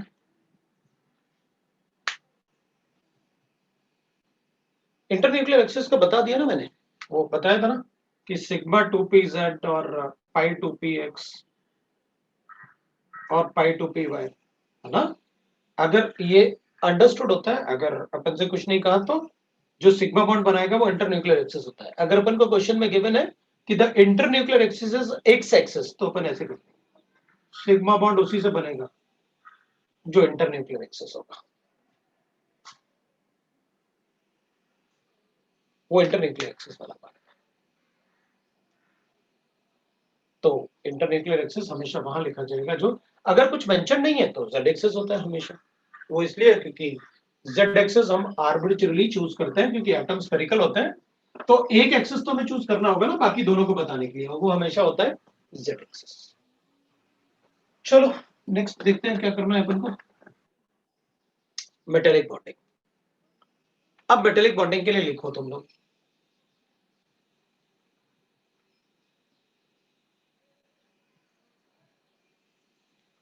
metals have low ionization energy, metals have low ionization energy, so their valence electrons are loosely bonded,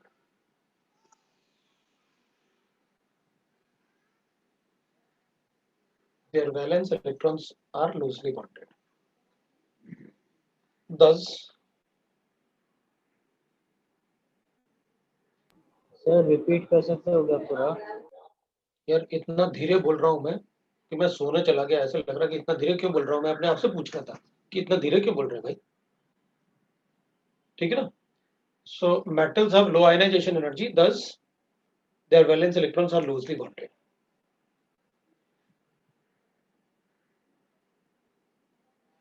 So in metals,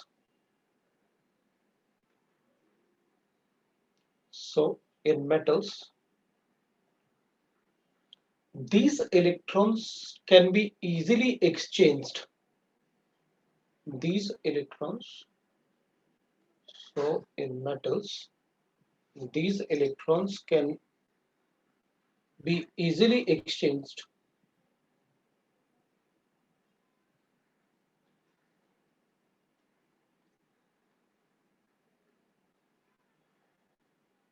with the valence shell of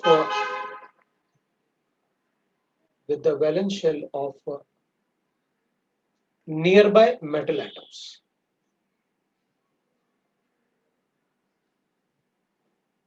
Nearby valence shell of nearby metal atoms. this produces a sea of electron. This produces a sea of electron.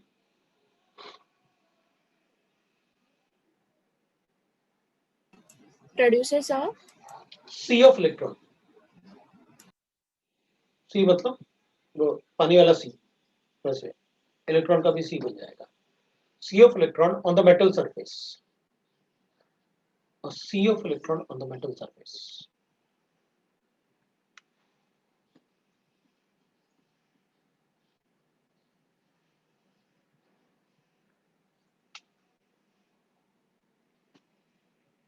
तो अपन एक पढ़ते हैं electron sea model. Model of metallic bonding. Electron sea model of metallic bonding. तो उसी से ही पढ़ लेते हैं अपन एक तो इलेक्ट्रॉन सी मॉडल. इसमें क्या होगा, जैसे एक आयरन मेटल का शीट ले लेते हैं. ये आयरन मेटल का शीट ले लिया, Fe मेटल शीट है. अभी इसमें क्या होगा ना, बहुत सारा आयरन एटम होगा, उनके वैलेंस इलेक्ट्रॉन भी होंगे.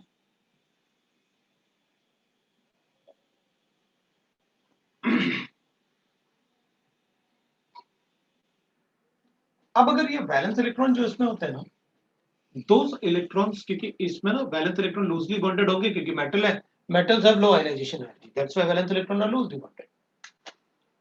तो ये 3 इलेक्ट्रॉन को देगा और ये 3 इलेक्ट्रॉन लूजली बॉन्डेड होंगे, तो डेल्टा 3 पॉजिटिव करके ये अपने 3 इलेक्ट्रॉन को बाहर निकाल देगा. पर ऐसे अज्यूम कर सकते, इसने भी अपने 3 इलेक्ट्रॉन बाहर निकाल दिए, इसने भी अपने 3 इलेक्ट्रॉन थोड़ा सा मेटल सरफेस से ऊपर, और इसने भी अपने 3 इलेक्ट्रॉन को बाहर निकाल दिया. इसने भी अपने 3 इलेक्ट्रॉन को मेटल सरफेस पे लेके गए, इसके भी 3 इलेक्ट्रॉन मेटल सरफेस पे लेके आए, इसके भी 3 इलेक्ट्रॉन मेटल सरफेस पे लेके, तो इसके भी 3 इलेक्ट्रॉन मेटल सरफेस पे लेके आए. मैं बताऊंगा कैसे है, पहले थोड़ा सा बना लेते हैं अपन मॉडल ताकि अपन उसको इजीली पढ़ पाए. ऐसे बना. अब होता क्या है ना, मेटल शीट पे ऐसे नहीं होता कि इलेक्ट्रॉन बाहर निकल जाएंगे, वो थोड़ा सा मेटल शीट के अबव होते हैं इलेक्ट्रॉन. इसलिए मेटल शीट पे क्या होता है ना, थोड़ा सा भी सनरेज पड़ेगा ना तो उसमें फ्लेम्स टाइप के निकलते हैं. वो फ्लेम्स टाइप के जो होते हैं वो पता क्या होते हैं, वो इलेक्ट्रॉन्स होते हैं जो एक्साइट होकर फिर डी एक्साइट होते हैं. They are electron. जो फ्लेम जैसे दिखते हैं ना समर्स में जनरली ज्यादा दिखते हैं, वो इसलिए तो होता है क्योंकि लूजली बॉन्डेड इलेक्ट्रॉन्स होता है. ये इलेक्ट्रॉन जो बाहर ऐसे निकलेगा ना, ये इलेक्ट्रॉन्स इससे भी अट्रैक्ट होगा, इससे भी अट्रैक्ट होगा, इससे भी अट्रैक्ट होगा, इससे भी अट्रैक्ट होगा. जो अपन ने लिखा है कि the valence electron are easily attracted by the nearby atoms. ये इलेक्ट्रॉन इससे भी अट्रैक्ट होगा, इससे भी अट्रैक्ट होगा, इससे भी अट्रैक्ट होगा, इससे भी अट्रैक्ट, इधर भी ऐसे. इसी को तो मेटेलिक बॉन्डिंग बोलने वाले हैं. यही तो मेटेलिक बॉन्डिंग. सो ये जो इलेक्ट्रॉन का सी है ना, वो मेटल सरफेस से थोड़ा सा अबव लाई करता है और वो मोबाइल होता रहता है, इधर उधर घूमते रहता है, एक्सचेंज होते रहता है. ये इलेक्ट्रॉन इसका दिया था अपन ने, बाद में इधर चला जाएगा तो इसका इलेक्ट्रॉन किसी और के पास, वो सी ऑफ इलेक्ट्रॉन. मतलब मेटल सरफेस पे इलेक्ट्रॉन कंटिन्यूअसली मूव करते रहते हैं. तभी तो अपन कहते हैं इधर से इलेक्ट्रॉन पास करो वायर में, ऑन करो ना स्विच ऑन, उधर फट से ट्यूब ऑन हो जाता है. वो क्यों? क्योंकि इधर से हमने स्विच ऑन किया, एक इलेक्ट्रॉन दिया, उसने लास्ट वाले इलेक्ट्रॉन को ट्यूब को दे दिया. तो इधर ऐसे थोड़ी होगा, हमने इलेक्ट्रॉन दिया, स्विच ऑन किया, अभी थोड़ी देर बाद लाइट ऑन होगा, वो इलेक्ट्रॉन जाएगा उधर से. ऐसा नहीं होगा. वो ऑलरेडी हमने यहाँ पर इलेक्ट्रॉन एक्सेस किया, उसने वहां से एक इलेक्ट्रॉन दे दिया. स्विच ऑन आप कितना भी डिस्टेंस हो, आप स्विच ऑन करो तुरंत ऑन होता है. रीजन, क्योंकि electrons are already flowing on the surface. That's why metals are good conductor of electricity. तो ये जो पॉजिटिवली चार्ज जो कैटाइंस बनते हैं ना, दिस कैटाइंस ना पॉजिटिवली चार्ज, इनको अपन कहते हैं कर्नेल्स. जो पॉजिटिवली चार्ज कैटाइंस होते हैं ना, उनको अपन कहते हैं kernels. And these are the mobile electrons. तो जो मेटेलिक बॉन्डिंग होती है वो पॉजिटिवली चार्ज कर्नेल्स और ये जो इलेक्ट्रॉन सी है, मोबाइल इलेक्ट्रॉन, ये घूमते रहते हैं. वो मेटल के सरफेस। तो कर्नल्स और ये मोबाइल इलेक्ट्रॉन के बीच में जो अट्रैक्शंस होते हैं उसी को पर मेटलिक बॉन्डिंग बोलते हैं। And depending on the charge and the electrons metallic bonding का स्ट्रेंथ होता है। अगर इलेक्ट्रॉन का नंबर कम है तो चार्ज भी कम होगा, तो अट्रैक्शन भी कम होगा। अट्रैक्शन कम होगा तो सॉफ्ट मेटल होगा। ज्यादा इलेक्ट्रॉन्स हैं, ज्यादा चार्ज है तो ज्यादा अट्रैक्शन होगा, ज्यादा डेंसिटी होगी मेटल की, ज्यादा मतलब मेटलिक बॉन्डिंग स्ट्रॉन्ग होगा, हार्ड मेटल होगा। मतलब मेटलिक बॉन्डिंग से मैं हार्डनेस भी बताऊंगा मेटल का। सो अब अगर मुझे डेफिनेशन लिखना है कि व्हाट इज मेटेलिक बॉन्डिंग, तो मैं डेफिनेशन लिख सकता हूं क्योंकि मुझे पता है क्या है, इनके बीच में अट्रैक्शन जो होता है उसी को मेटेलिक बॉन्डिंग बोलते हैं। सो अपन डेफिनेशन लिख देते हैं। What is the definition of metallic bonding?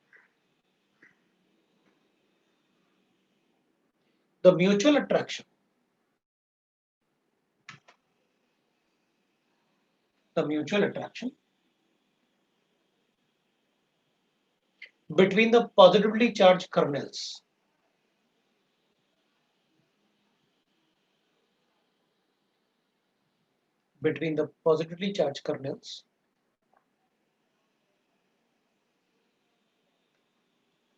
and the moving electron on the metal sheet and the उसको मोबाइल इलेक्ट्रॉन भी लिख देते हैं अपन, कोई फर्क नहीं पड़ेगा अपन को, and the mobile electron on the metal surface is called metallic bond. Is called metallic bond. Sir repeat कीजिए ना। मैं तो भूल गया डेफिनेशन, मुझे याद ही नहीं। भाई कोई दूसरा बोल दो यार, क्या बोला था मैंने? अब वो सेंटेंस चेंज हो जाएगा, मैं रिस्पॉन्सिबल नहीं हूँ सेंटेंस के, मैंने तो कंसेप्ट बताया बस। The mutual attraction between the positively charge kernels and the sea of electron is called metallic bond.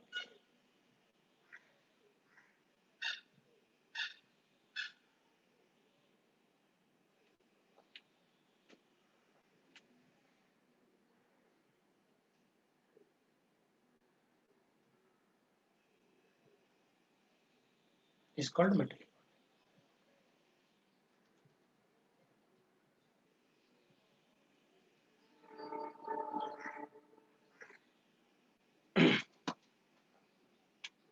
तो अपन लिखेंगे strength of metallic bond, of metallic bonding directly proportional to the charge on metal ion.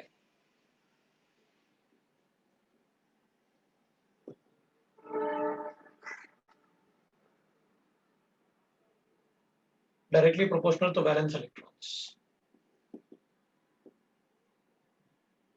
Inversely proportional to the size of ion.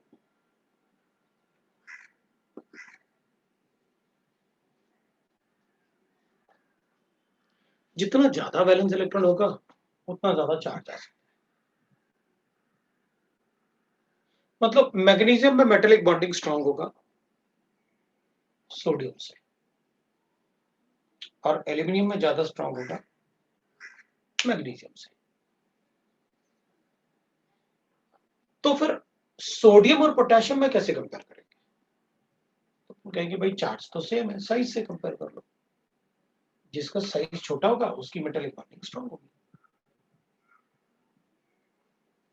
Sodium को हम knife से cut कर सकते हैं, potassium को भी कर सकते हैं, लिथियम को नहीं कर सकते, वो थोड़ा हार्ड होता है।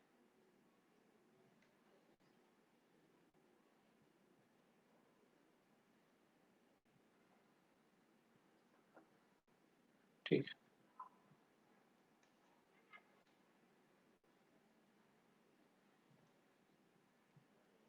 तो ये मेटल्स में हमेशा होता है।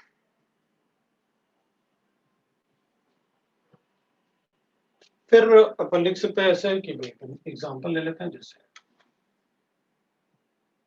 मेटेलिक बॉन्डिंग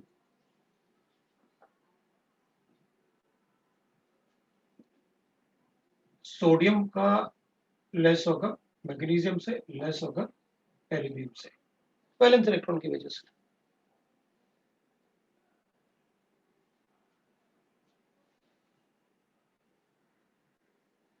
फिर अपन ऐसे भी लिख सकते हैं, लिथियम का ज्यादा होगा सोडियम से, सोडियम का ज्यादा होगा पोटेशियम से। मैं ऐसे भी लिख सकता हूँ, क्रोमियम का ज्यादा होगा Mn से, Mn का ज्यादा होगा Fe से। ऐसे भी लिख सकता हूँ। It is so. इसके 6 इलेक्ट्रॉन वैलेंस इलेक्ट्रॉन होते हैं, उसमें वैलेंस इलेक्ट्रॉन कम होता है, आयरन में और भी कम होता है। तो मैं नंबर ऑफ वैलेंस इलेक्ट्रॉन से ये बता सकता हूं कि किसका मेल्टिंग पॉइंट ज्यादा होगा। तो मैं इससे मेटेलिक बॉन्डिंग भी बता सकता हूं एंड द मेल्टिंग पॉइंट।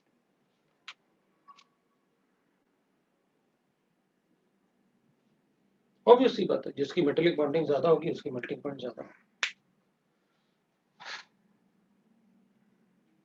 अब इनके वैलेंस इलेक्ट्रॉन इजेक्ट इतना सरफेस से ऊपर आने के लिए एनर्जी कहां से मिलती है? ऑब्वियसली बात है, सभी की अपनी इंटरनल एनर्जी होती है।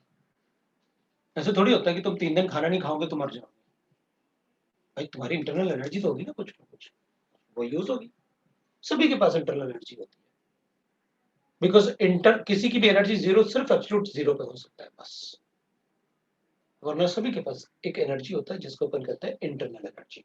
तो अपन को ये जरूरत नहीं है कि भाई नहीं ये एनर्जी कहाँ से आती है। हाँ ठीक है ना भाई, समर्स में ज्यादा एनर्जी होगी, तभी तो समर्स में फ्लेम दिखते हैं, विंटर्स में तो नहीं दिखते, उस टाइम ज्यादा एनर्जी हो जाती है, इंटरनल एनर्जी।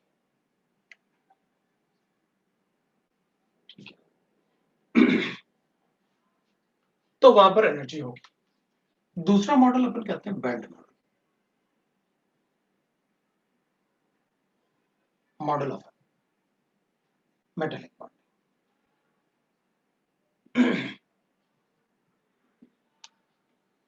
बैंड मॉडल में भी अपन को ज्यादा पढ़ने की जरूरत नहीं होती है, कुछ एक दो क्वेश्चन पूछते हैं अपन से, वो बता देंगे।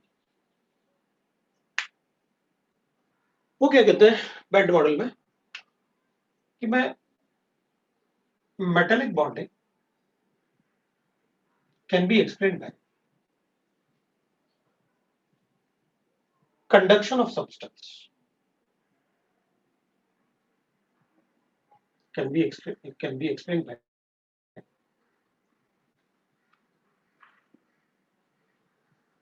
electricity conduction.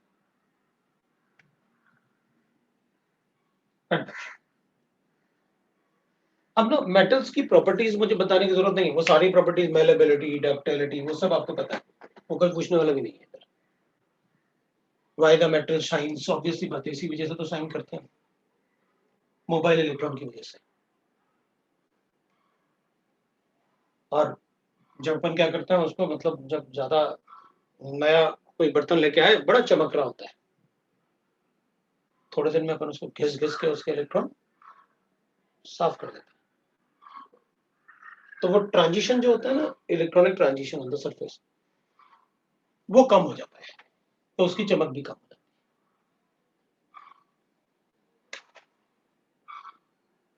है। ऑर्नामेंट्स होता है तो अपन वापस चमका लेते हैं उसे, गोल्डस्मिथ के पास लेके जाएंगे और उससे कहेंगे यार मेरा ऑर्नामेंट वापस चमका दे, तो वो क्या करता है, ऊपर का लेयर निकाल देगा एटम का, अंदर वाले एटम को निकाल देगा, मतलब जिस एटम ने लूज किया था उस लेयर को हटा दो, नया वाला एटम बाहर ले लो, नया वाला एटम बाहर आएगा, उसका इलेक्ट्रॉन आएगा, वापस चमक गया, अपन को वापस कर देगा वो। ये लो भाई, आपका एक लेयर हटा दिया हमने एटम का, आपका ऑर्नामेंट से गोल्ड गायब, हमें लगा चमक रहा है।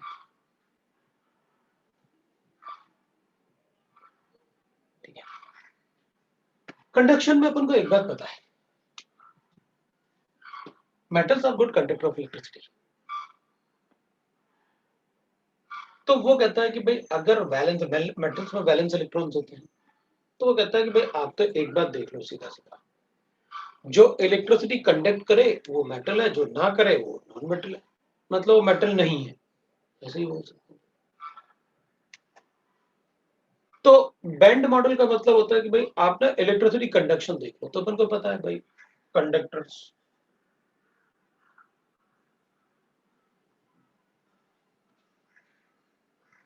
इंसुलेटर्स और सेमीकंडक्टर।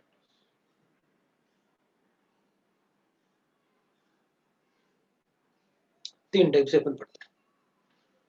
कंडक्टर्स में क्या होता है, जैसे जो मेटल्स होते हैं उनके वैलेंस इलेक्ट्रॉन होते हैं, और वैलेंस इलेक्ट्रॉन को अपन कहते हैं कि वो उनका वैलेंस बैंड है। मतलब मैं सोडियम का इलेक्ट्रॉनिक कॉन्फ़िगरेशन लिख के 3s1 लिख सकता हूँ, that is called a valence bond.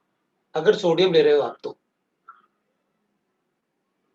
वो ना बैंड ऐसे मतलब इलेक्ट्रॉनिक कॉन्फ़िगरेशन के फॉर्म में ही लिख लेते हैं अपन, तो ऐसे लिखते हैं। वो कहते हैं एक होता है कंडक्शन बैंड,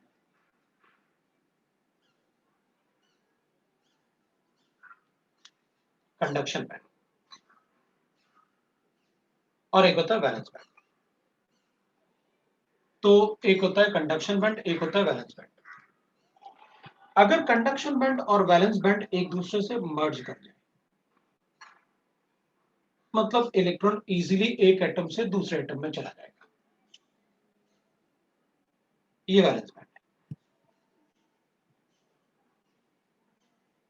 तो इसका कंडक्शन बहुत ज्यादा होगा, इलेक्ट्रोलाइटिक कंडक्शन, इलेक्ट्रिसिटी बहुत ज्यादा कंडक्ट करेगा। तो वो कहेगा भाई अगर इलेक्ट्रिसिटी कंडक्ट कर रहा है तो वो मेटल ही होगा, मतलब ये मेटल, ये मेटेलिक बैंड होगा कंडक्टर्स के लिए होगा। लेकिन इसमें एक, इस वाले मॉडल को मैंने बाद में इसलिए बताया क्योंकि इसमें मैं ये नहीं बता पा रहा हूं कि किसका कंडक्शन ज्यादा अच्छा है। भाई आपने ये तो बताया कि वैलेंस कंडक्शन बैंड और valence band, valence shell of the atom से इलेक्ट्रॉन अगर कंडक्शन बैंड में जाएगा तो अपन कहते हैं कि वो कंडक्टर्स होंगे, बहुत अच्छा इलेक्ट्रिसिटी कंडक्ट करेंगे और उनको मेटल होना चाहिए। ये तो ठीक है, लेकिन कितना मेटेलिक कैरेक्टर है ये कैसे बताओ, वो नहीं बता पाते इस थ्योरी से। इससे बता पाते हैं कि वो मेटेलिक कैरेक्टर किसमें ज्यादा किसमें कम।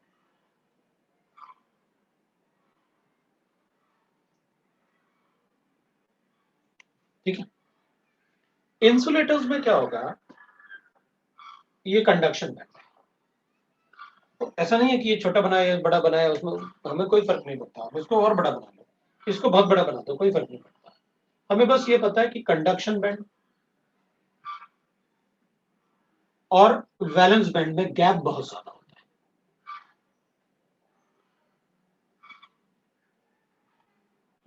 इसमें गैप बहुत ज्यादा।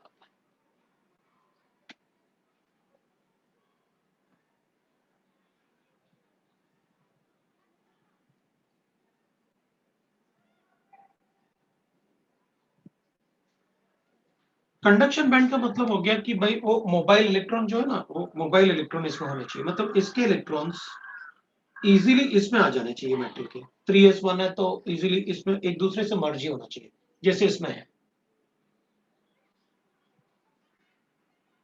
वैलेंस बैंड का मतलब है valence electron of the metal should be, इसको हटा देता हूं मैं।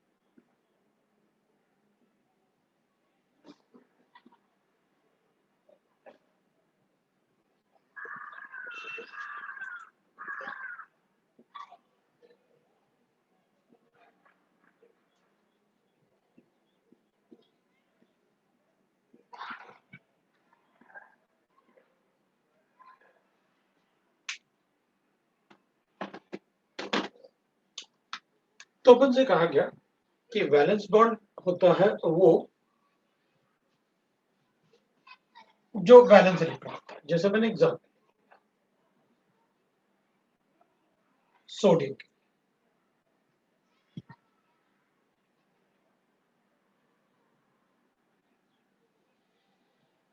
इसका वैलेंस बैंड,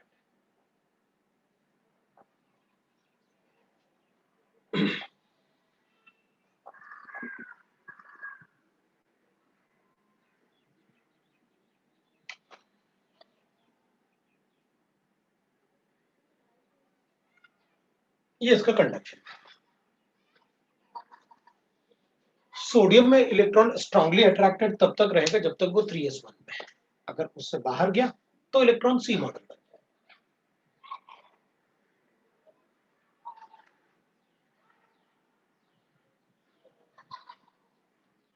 और इलेक्ट्रॉन सी मॉडल बनेगा तो कंडक्शन शो करेगा। अब अगर कोई प्लास्टिक है तो प्लास्टिक में थोड़ी चमक होती है, उसमें वैलेंस इलेक्ट्रॉन थोड़ी होता है। Cl2, तो मैं ये नहीं कह रहा Cl2 प्लास्टिक, तो बता रहा हूँ नॉर्मल इंसुलेटर्स। तो इनमें जो गैप होता है ना between the valence band and the conduction band, मतलब इनमें जो गैप होता है आपस में बहुत ज्यादा होता है। ये 3s और बाकी ये जो होगा इनमें गैप बहुत ज्यादा होता है। ये गैप जो होता है इसको, इस गैप को अपन बोलते हैं फॉरबिडन गैप।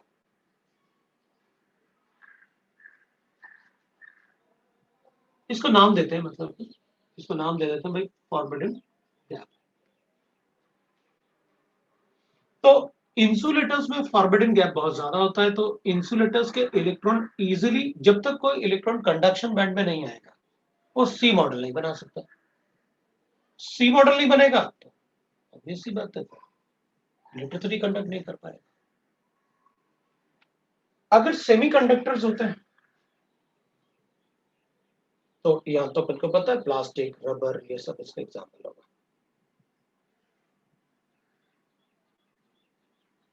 वुड वगैरह वो सब इसके एग्जांपल होते हैं। अगर सेमीकंडक्टर्स होता है तो इस केस में क्या होता है, जो कंडक्शन बैंड और जो वैलेंस बैंड होता है उनके बीच में गैप बहुत छोटा होता है, और भी छोटा होगा, मैंने बस वैसे बना दिया कि दिखे तो कुछ। ये फॉरबिडन गैप।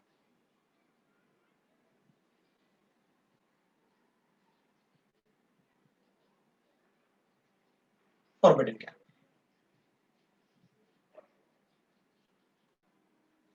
गैप तो होता है between the valence band and the conduction band.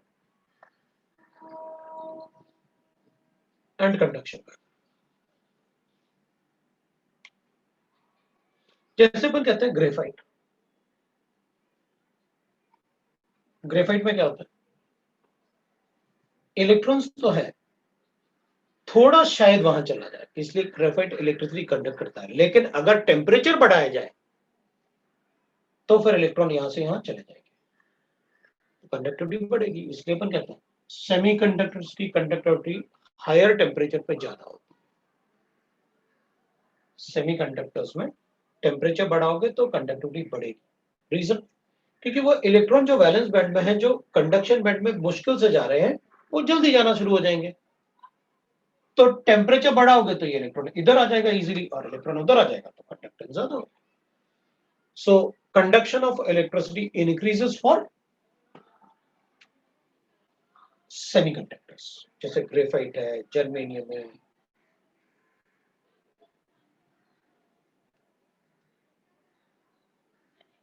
इस टाइप के सेमीकंडक्टर्स होते हैं। तो अब वो क्या कहता है कि भाई देखो, जिनमें इलेक्ट्रिसिटी इजीली कंडक्ट हो जाए वो मेटल रहे होंगे, जिनमें मुश्किल से हो वो मेटलॉइड रहे होंगे, या उनमें मेटेलिक प्रॉपर्टी और नॉन मेटेलिक प्रॉपर्टी दोनों टाइप होंगे। और जिसमें नहीं होता इलेक्ट्रिसिटी कंडक्टर वो आपके इंसुलेटर्स है, उनमें मेटेलिक बॉन्डिंग नहीं होती। तो band models, that is obvious that it is a band model. तो इसमें नया क्या पढ़ाया, बैंड मॉडल में आपने बस ये बताया कि मेटल्स में वैलेंस बॉन्ड, उनके वैलेंस इलेक्ट्रॉन जो होते हैं वो इजीली अपर ऑर्बिटल में, हायर ऑर्बिटल में चले जाते हैं, जहां पर वो कंडक्टिविटी बढ़ा देते हैं।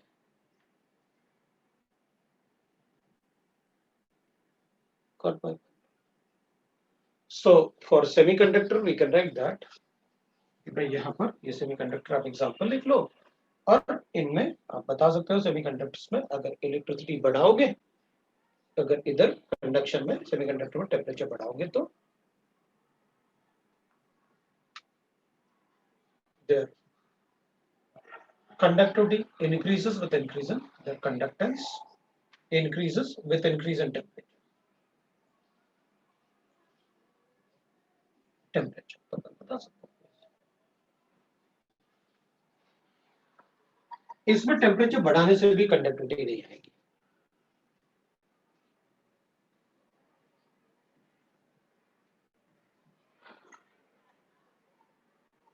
ठीक है, तो बता सकते हैं इसमें तो पहले से वैसे है, और इसमें अपन बता सकते हैं क्या करना है।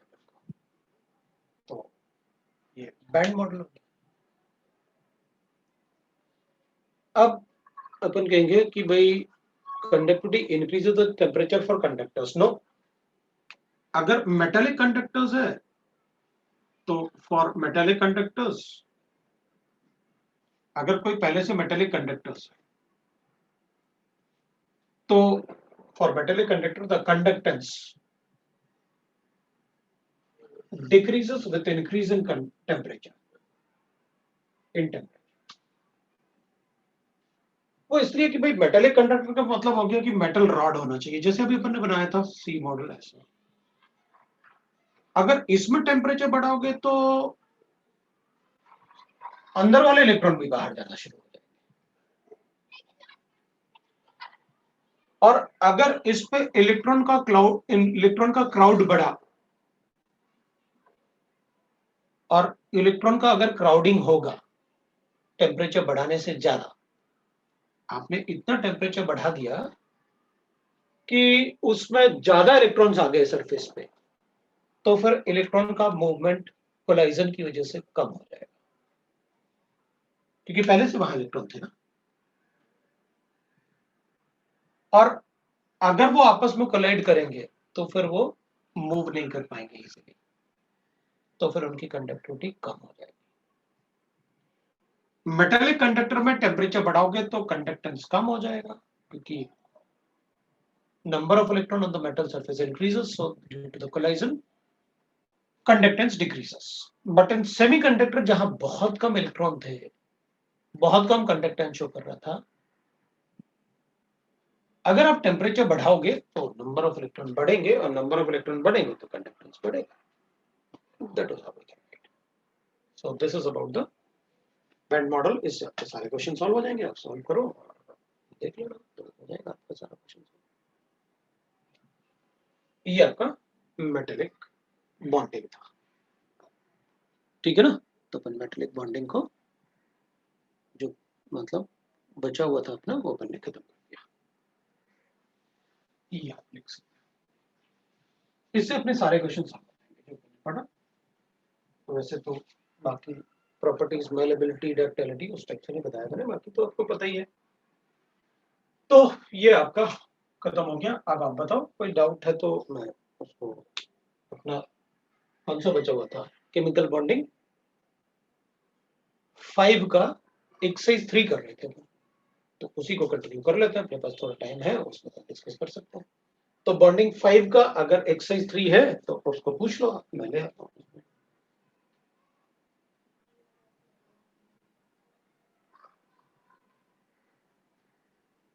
क्यों बंद कर रहा है?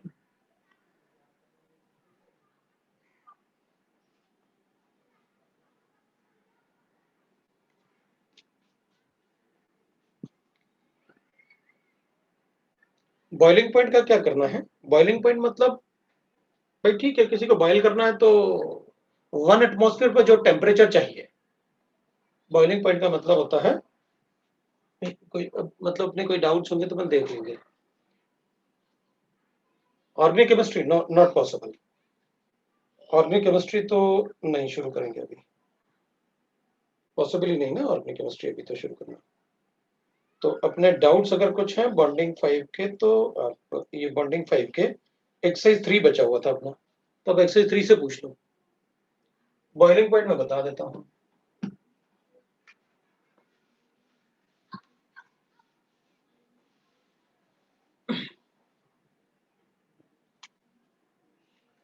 भाई एक तो स्ट्रक्चर कौन सा पूछ रहे, ग्लूकोज का स्ट्रक्चर बताया तो था, ये है, ये लो। अब इसमें क्या स्ट्रक्चर बता दूं, इसके तो 16 स्ट्रक्चर होते हैं।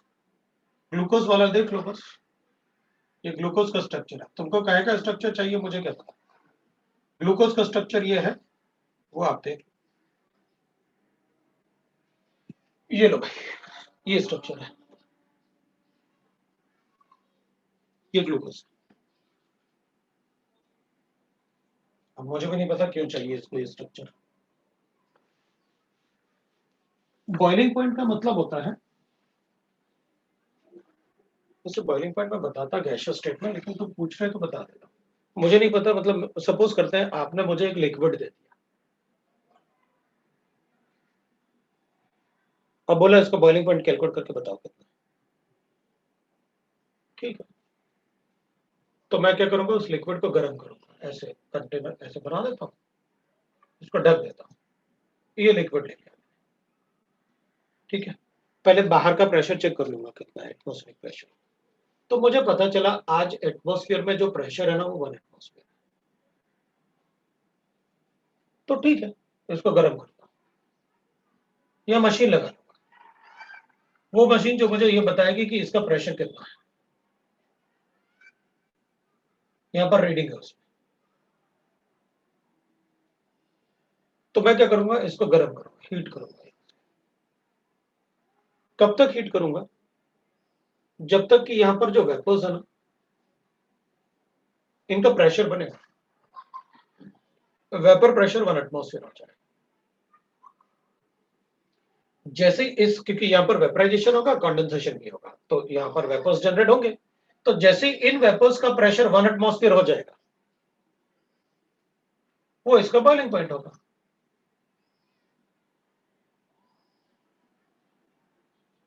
इसको इंटरनल प्रेशर बोलते हैं। मतलब अंदर प्रेशर बाहर के प्रेशर के बराबर हो जाएगा तो बॉइलिंग पॉइंट हो जाएगा उस लिक्विड का।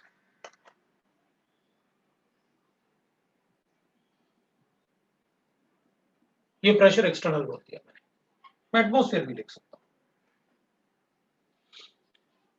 ठीक है। तो वाटर के केस में क्या होगा, ये 100 डिग्री आ जाएगा, अगर बाहर 1 एटमॉस्फेयर है तो इधर 1 एटमॉस्फेयर जनरेट किस पे हो जाएगा, वाटर के लिए 100 डिग्री का हो जाएगा। तो अपन क्या करें, अपन कहेंगे boiling point of the liquid ना, so boiling point of the liquid is the temperature at which the vapor pressure of liquid becomes equal to external pressure of atmosphere.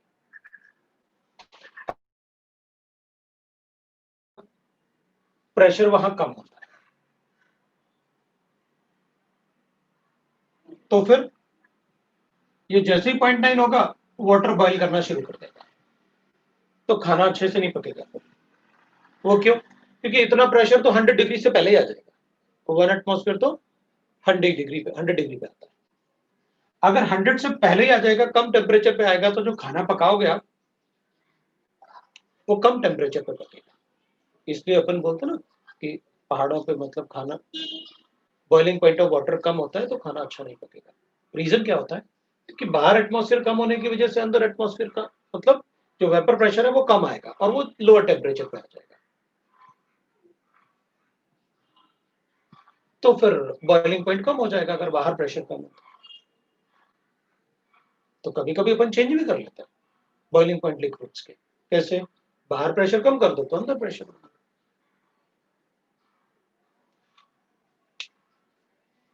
है ना। तो वो बॉइलिंग पॉइंट होता है, मेरे ख्याल से समझ में आ गया। एक्सरसाइज 1 के पार्ट 1 का question number 1 and question number 4 1 में देख लेते हैं क्या कितने हैं। अपन से पूछा है डाइपोल मोमेंट पूछा है उसने, मेरे ख्याल से डाइपोल मोमेंट मैंने ऑर्गेनिक कंपाउंड्स का आपको बताया हुआ है। बस मेरे अपना कुछ कुछ ऐसा अगर कोई कंपाउंड दिखता है ना जिसका स्ट्रक्चर नहीं पता, आप उसको ढूंढ लो स्ट्रक्चर को। तो जैसे उसने पूछा है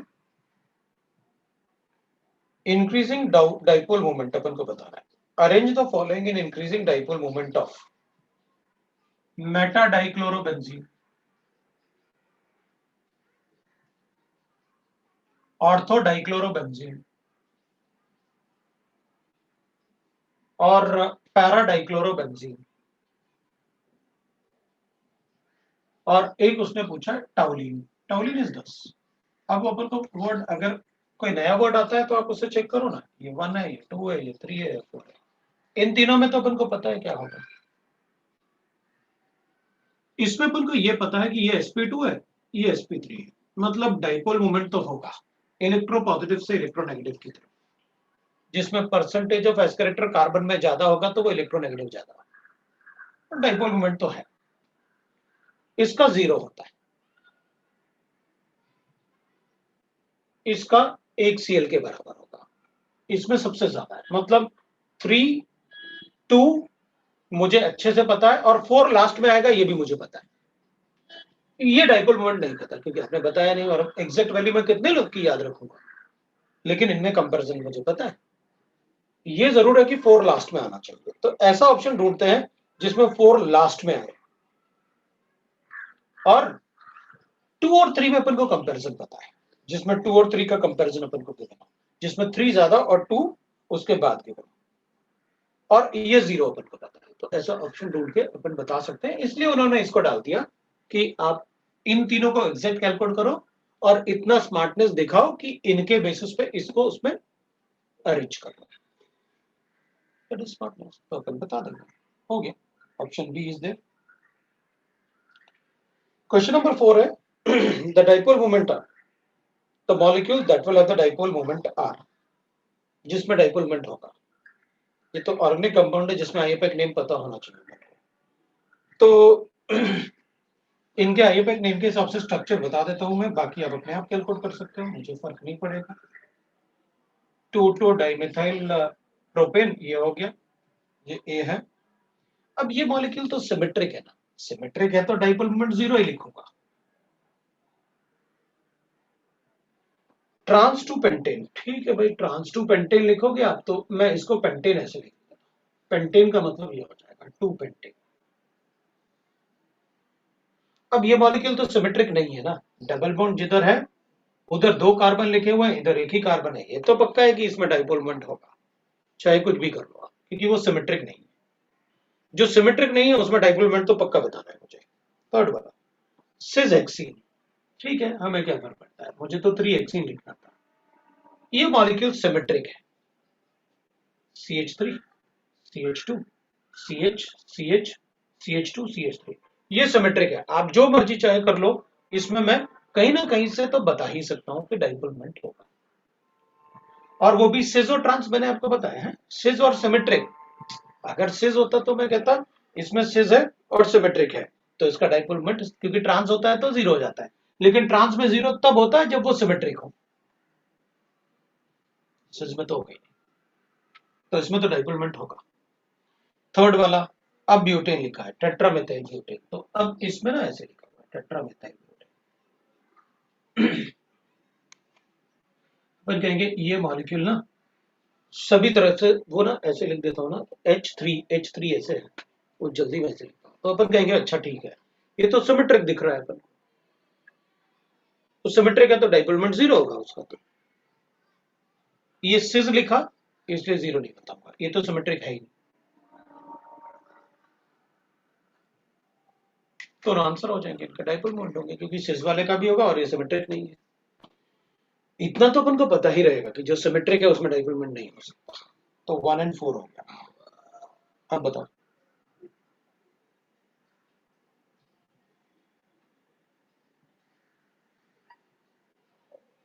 ओके चलो, और कोई डाउट नहीं?